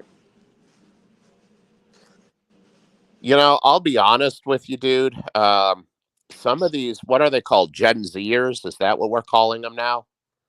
Yeah, after millennials or Gen Zers. Some of these Gen Zers just like blow my fucking mind. Like, let me tell you a really quick story. Um, Good night, T. hey, have a good night, T. Thanks for stopping by. Let me tell you a really quick story, dude. I know I've told you this, I've said it before, but at the airline that I work for, I'm actually one of our union leaders. So I Mm-hmm. do a lot of representations for pilots when they get themselves in trouble and they get brought up before the board. You're like the union rep, the Teamster. Yes. Yeah. So basically, when that happens, I'm kind of like a poor man's attorney, for lack of a better Mm-hmm. word. Mm-hmm. All right. So I get this phone call the other day, and it's from a very, very young first officer. He he couldn't have been more than 25 years old. Now, you think about this. You're flying an Airbus and you're 25 years old. I mean, you've got the world by the fucking balls. I wish I was in the right seat of an Airbus at age 25. Holy shit. I wish I would have had that opportunity. I didn't get to the level that I'm at, obviously, till much later in life, but that's neither here nor there. This kid calls me up and he's like, yeah, so dude, I think I need some help. And I'm like, all right, what's going on, brother? And he's like, well, I took this drug test. They gave me a random drug test. I'm like, okay. And yeah, I got my results back and it's not good. And I'm like, okay, That's so your dumbass fault. what do you mean it's not good? He's like, well, like it's worst case possible scenario, dude. And I'm like, okay, did you piss hot? He's like, I'm on yeah, heroin. I I'm tested on positive heroin, for dude. THC.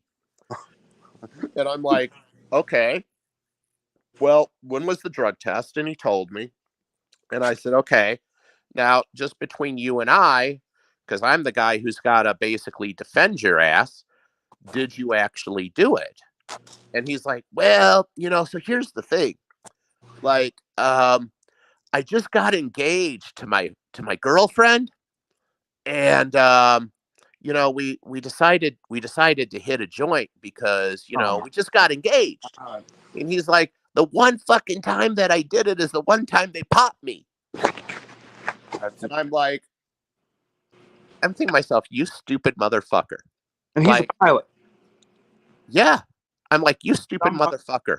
Like, fucking I hope that joint was fucking good, because that joint just cost you $15 million, you stupid fuck.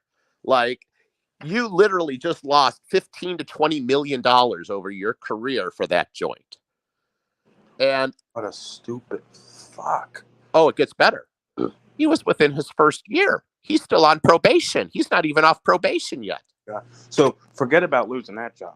He's losing his fucking pilot license 100%. So here's the thing. When something like that happens, first of all, the airline that I fly for is not a second chance airline. So if you piss hot, you're done. You're just done. Now, there are other airlines out there that are second chance airlines, where when guys go through a designated rehab program, there is a path for them to get back into the flight deck. Mm-hmm. My airline does not do that. That being said, there's nothing I can do for this kid. He expected his union to save his job. What the fuck am I going to do for some 25-year-old kid that smoked a joint after he got engaged and is still on probation? And he wants me to save his job flying almost 200 fucking people at 39,000 feet. Well, why even chance that? and he knows it's not like any other job, random drug test every so many months. Dude, you're flying planes, commercial planes. You're going to be getting drug tested probably freaking 2 or 3 times a month. I said to him, dude, why didn't you just fucking go out and get drunk with your girl and then get an Uber and go to the hotel and fuck her brains out there? Why'd you have to smoke that? Like, I don't know, man. The one fucking time that I do this, I get popped. I'm like, well, I hope that joint was awfully fucking good, because it just cost you millions. That is so dumb. Dude, like, but and you know what? Maybe he was too excited. Maybe he got married. He was with his girl. He got very excited. He didn't think about it. People make mistakes, but fuck. Dude, this is my point. This is the attitude of these Gen Zers. Like, they've been handed everything to them on a silver platter. They have this attitude that they're entitled to everything. And they've never had to work for anything. They've never had to bust their ass for anything. They've never had to earn anything. What's that movie? What? What's that movie? Consequences. Dude, I fucking had to fight, claw, and fight to get to where I'm at right now. Fucking, it is such a long fucking road. And I'm not trying to toot my own horn, but there are actually less active airline pilots in this nation than there are brain surgeons. That just goes to show you how hard it is to get up to that level. And this kid's 25 years old. Like, he literally has the fucking world by the fucking balls. No, he don't now. He pissed it away. No, now he's gonna have to find a new career. Well, so I was able to do something for him. We got him into a rehab program. He's going to lose his licenses and his medical certification to fly for 1 to 2 years. And if he rehabs and recovers, he will have the opportunity in 1 to 2 years to potentially get picked up by a second chance airline. But my airline will never take him back. Consequences. Orale. What was that movie with the teacher teaching like the bad kids there? It was like came out in the 80s or something, early 90s. Remember the teacher? He was teaching math to the misfit kids or some shit, like the bad kids. Remember that movie? Again, it was like late 80s, early 90s or something. That's what reminds me of consequences. Yeah, that's screwed up, man. Damn. But that's my point. These kids, what is this country going to look like in 20 or 30 years from now when somebody like me is a senior citizen and these people are the ones leading our country? We're fucked. That's the name of the movie. Stand and Deliver. Hey, finger man. Orale. You knew someone in the chat would get it. Orale, bato. You gotta watch that movie, dude. It's a good movie, it really is, and it's funny. He always like consequences. Orale, chulo. Yeah, no, dude, that's the world today, man. I'm happy I'm not like half my younger friends, dude. Half of them my age, dude. I can't even say half of them. I'd say 85% of them. They're like that, man. They expect handouts. They expect they'll start a new job and make. I tell them all the time. Like my one buddy, he got a job at the state, working the roads, and I'm like, dude, I said that's a good job, man. He said, no, I'm making like 18 bucks an hour, barely paying the bills. I'm like, dude, you're not looking at the key factors. He said, what's that? I said, you get retirement, you got a pension, getting a good social security, you're getting all that. I said, yeah, in the beginning, you're not going to get paid much. But 20 years from now, 10, 15 years from now, you're going to be getting paid good money, and you're going to have a good 401k, your pension, you're going to have all that good retirement, your medical. Dude, it's about the freaking what you're going to get. What's in hold for your future from this job, not what you're making right away. You got to build that pay rate up. But from the start, you're setting yourself up for the future. They think of a dollar sign right away. They think of how much can I get right now. Right. Dude, I had to work myself up to where I am, and I'm still working. I'm young. I'm real young. Yeah, but bro, for your age and for what you have, you've kicked it. Yeah, and that's from just busting my ass and listening to what my dad taught me, and my mother, and my family, and hearing my dad's buddies in the trades talking about things, and investing and saving, and numbers. You know what I mean? And I just put it to work. I was either going to leave school and party and amount to nothing, or go to college and drop out, or I was going to leave school and bust my ass and worked and set myself up, and that's what I did.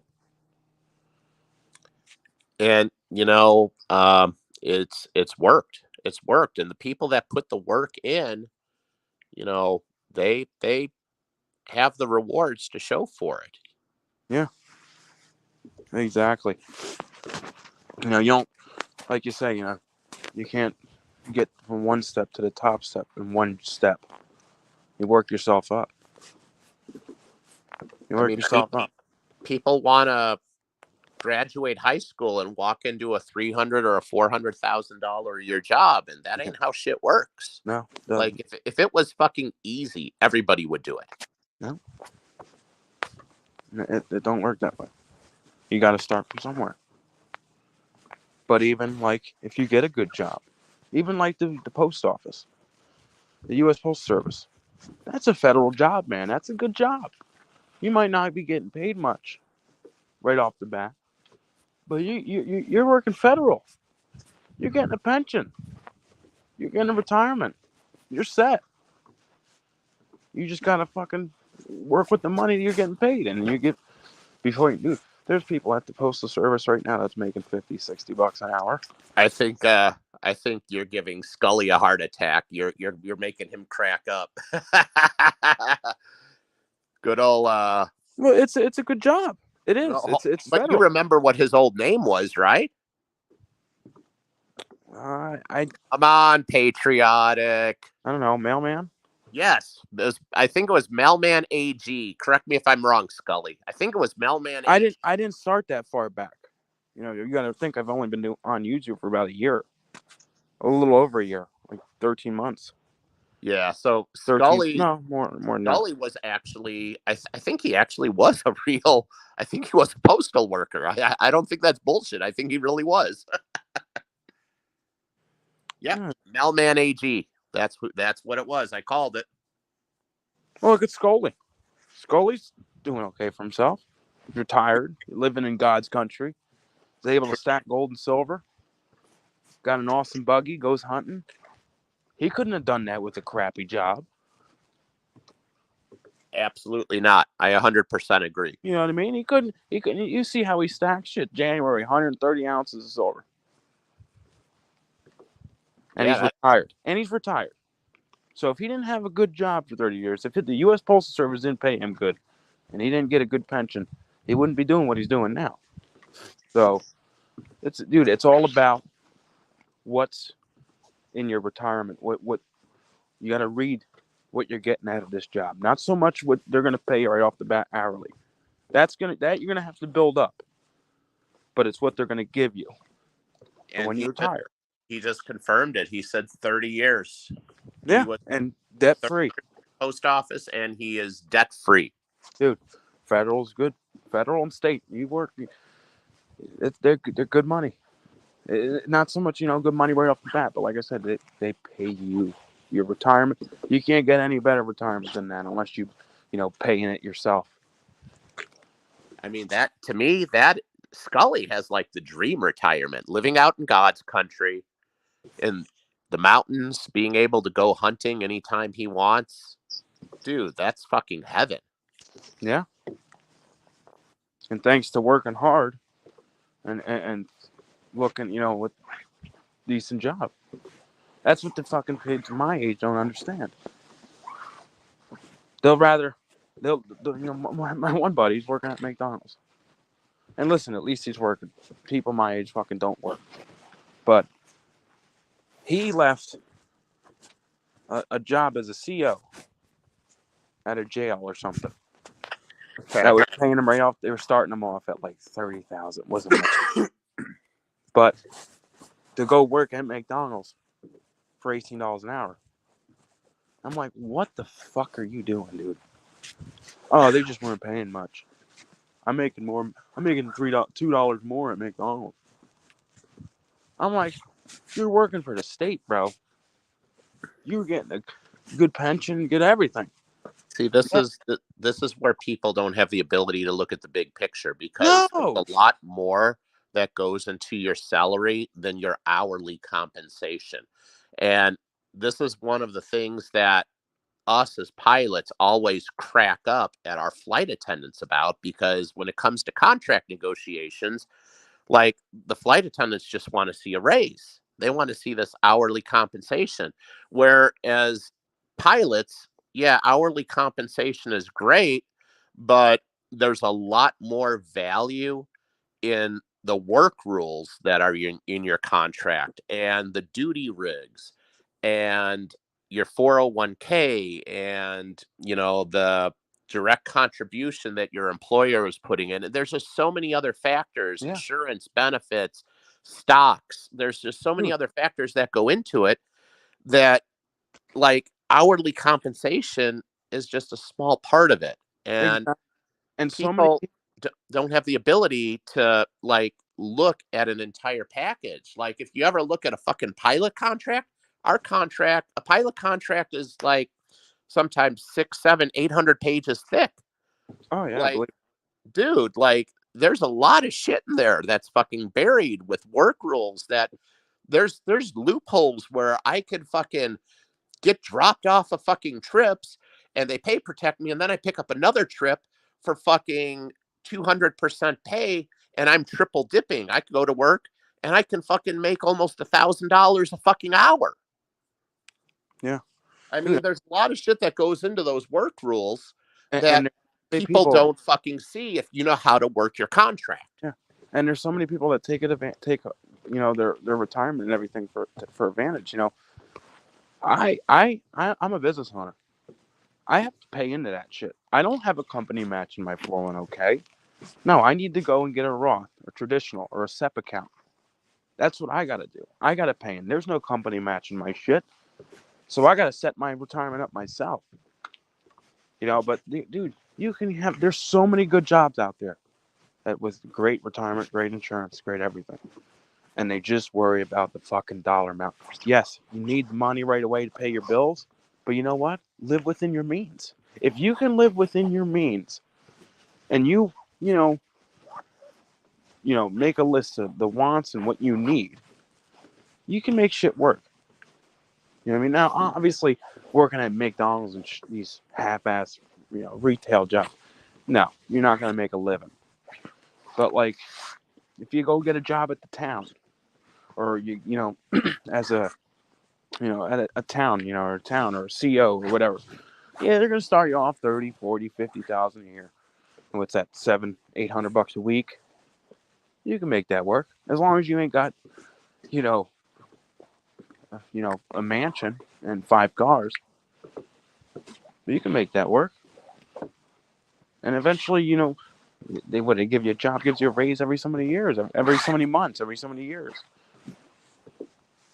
It's about the bigger picture, man. It's true. It's all about living within your means. I'll tell you something. If it wasn't for my son, I would have joined the military right out the gate. That's what I would have done. I would have done 5 years. I would have done 5 years, and I would have had a good. I probably would have done 5 years and then did like reserve or something. And I wouldn't have, I would get free health insurance and all that stuff. I fly with first officers that are retired from the military. They put in 23, 24, 25, 26 years. There's guys that are... They're getting $4,000 a month. F-16 pilots, F-15 pilots, Black Hawk pilots. These guys retired from the military as a fucking lieutenant colonel or a colonel, and they're fucking making bank on their fucking pension. They're making over $100,000 a year for doing nothing except retiring. And they're on fucking career number 2. Yeah, my buddy. Well, he's like an uncle to me. He helps me out once in a while. He does flooring. He was in the military, 82nd Airborne Division out of Fort Bragg. Okay. He did that. Then he got out. He got a CO job. CO, correctional officer. He did it for 31 years. He just retired in 2020. They kicked him out at 57. Because, state jobs, federal, they kick you out at 57 as a CO. Okay. And he had his flooring business, a wood flooring business. Dude, just from the military, he gets free VA. And that, the VA, they're not the greatest. They suck. Long waiting lists and stuff. But at the end of the day, it's free medical. You're still getting free. He gets a pension, disability check from the military. He gets his pension from the CO job. Dude, the guy's a millionaire. Don't have to worry about a fucking thing. That was him, man. He looked at the bigger picture of things. Because, the military, they don't pay you shit. CO starting off, they don't pay you nothing.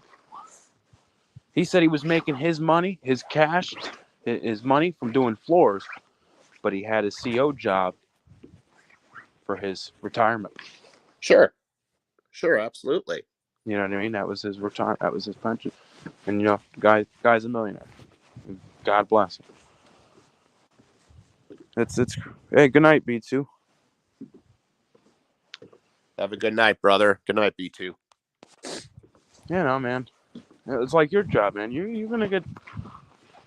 It's a good job you got. Outstanding job. It's like you said, and it's like I say. If you love the job that you do, you'll never work a day in your life. Yeah. And there's days that I go to work and I really don't want to be there and I'm just not feeling it and it's a job. But then there's other days I go to work and like to this day, even after all of these years and after all of the hours I have in airplanes, I still enjoy flying. Yeah. And I still learn new shit. Like that's the thing is you learn new stuff every day. You just never stop learning. Yeah. That's the thing that I like about it is you just never get bored with it. Yeah. Because you can never know all of it. Yeah. Dude, I'm learning new things with flooring every day. Even though I'm a professional, I'm still learning new things, new tricks, what works. You know what I mean? And dude, YouTube's great, man. If I need to, do some wiring in the house and there's different wires on a certain, fixture or something, dude, I'd look that up, type it in. Dude, you can learn all types of shit, man. You never stop learning. There's tricks to every trade. And there's a million of them. Like, you know how numbers, it never stops? Same thing with learning. You pick up new things every day. Oh, I even see that with my old man. My old man's a painter, old man P, and we were painting my house, and he came up with these weird fucked up tricks, and I'm like, what the fuck are you gonna do with that? He's Yeah. like, watch me, and he fucking does this. He'll take a tool that's designed for something completely different, Hmm. and it's fucking perfect and it's genius. And I'm like, holy shit, I never would have thought of that. And he's like, that's why you're not a fucking painter. I'm like, yep, you're right. Hey, yeah, look at T's latest video. That pouring video. He was pouring those skull bars. He did today. He premiered it today. Oh, that He showed us a couple tricks with pouring. He's picking up tricks. I And he have not took seen one of that. the I have to he, check it out. he took one of the stamps, the letter stamps, and he flipped the stamp back over the mold the silver back over to stamp it. Well, in order to get a nice straight line, he took the stamp, laid it straight across the bar, took a magic marker, drew a line right across on the silver. So there he had his stamping spot mapped out, nice straight line, and he went off that line. Wow. Stupid shit like that. That you just, it clicks. You're learning new techniques, new stuff. And it's cool. Yeah, that's awesome. Yeah, Weekly Bullion, what's up, man? He even said YouTube is my favorite resource. Absolutely, man. I've learned a Oh, lot of things on 100%. YouTube. There is nothing that you cannot learn on YouTube. Yeah, like Nothing. finding a battery on one car, like on friggin' a Chevy Cobalt. You want to rebuild the fucking engine, your 79 Camaro? I'm sure you can fucking learn how to do it on Dude, YouTube. I remember I was fixing my friend's car there. I had to meet him and jump start his battery. He couldn't find a battery. I couldn't find a fucking battery. It was in the trunk and under the tire, the spare tire. Wow. I'm Okay. like, I was looking everywhere for the battery. And usually, if the battery's in the trunk, they'll still have like prongs in the motor where you can hook on. Dude, we couldn't find it for nothing. I looked up on YouTube. Yep, there it is in the trunk. Pop this, and there it is. Well, oh, no shit. Even my wife has been fucking using YouTube because she's got one of those cricket machines. Oh yeah, you told me that. Yeah, and she's been like fucking watching shit on YouTube to learn how to fucking do certain tricks on this fucking cricket machine. It's like her latest little new hobby. Oh yeah, exactly. That's cool, man. Hey, we've been going on it for 2 hours. Yeah. Well, season 2, episode 1's in the books. Well, this is actually I figured we'd keep the episodes going because I thought it would be weird if we start Okay. season 2 and then just did a episode, 1. So I Okay. figured I'd keep the episodes going, but different season. Well, here's a thought. We could create a playlist so that you have Hey, I them didn't think of that. separated by seasons. We should do that. So you could go to like all what did we have? 29 episodes in season 1? Yeah, some of them we had to delete though. Okay, yeah, okay, so there's that. But you could go to each episode and then you say, okay, so we've got like 28 or 27 episodes of fucking season 1, and then you just make a new playlist for season 2. Yeah. Well, this is the first. We can start a playlist for this one. Just a thought. Yeah, that works. But yeah, guys. Yeah, if anyone wants it, how many channel rounds we got left? 8. Hold on. Let me go double check. I don't fucking remember. We've been busy solving all the world's problems right now. Trying, anyways. All right, we got number. Let's see. We got 3, 5, 8, 12, 15, 16, 17, and 18. We have 8 available. Yeah, so if anyone wants one of those, yeah, so far we sold, quite a bit. So we only have 8 left. Let us know if you want one. Odds are Triple P and evens are mine. So if you want an odd, email Triple P. If you want an even, email me. And you'll get a beautiful Tuesday Night Trash Talk round. So yeah. And it was $95. $95. Hit us up. They're all 95 smackaroos. all about 1 ounce, right? Yeah, 1 ounce, 1.1, 1 point, within that. Nothing less than 1 ounce. They're all 1 ounce in that range. 1 ounce, 1.1, 1.2. You know how the pours work. Right. It's never a perfect 1 ounce. It's usually over. Unless they are a perfect 1 ounce. Who knows? But luck of the you draw. want one? Let us know, guys. They'll go quick. If you don't get one today, we're gonna throw them up on auction. It's William Lane. It's our logo. If you look at on the thumbnail or on this video here in the background, that it's exactly our logo on a poured antiqued silver coin. Well, silver round. It's really cool. You said they're antiqued? Yeah, I think they're antique. Yes. Yes. Oh, wow. They're antique. Yeah. Wow. Okay. Yeah. Nice. Even antique. better. Yeah, absolutely. But it's our logo. It's our logo on a poured round. Yep.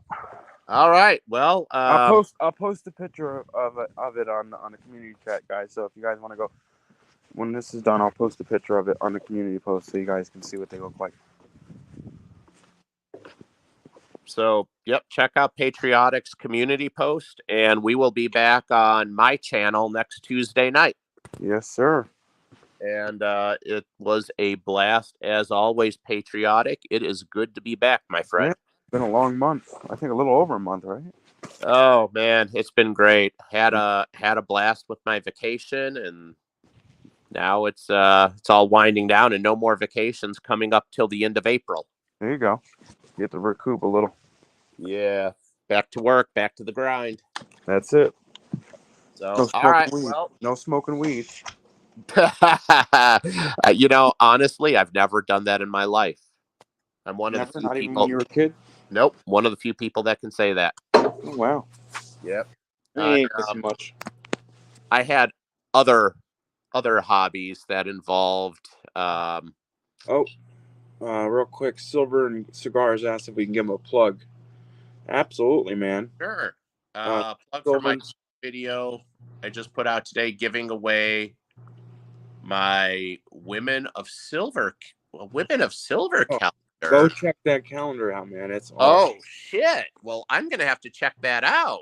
Yeah, he made these sexy girls on these beautiful coins. He picked coins, silver coins with hot girls on them, and made a calendar.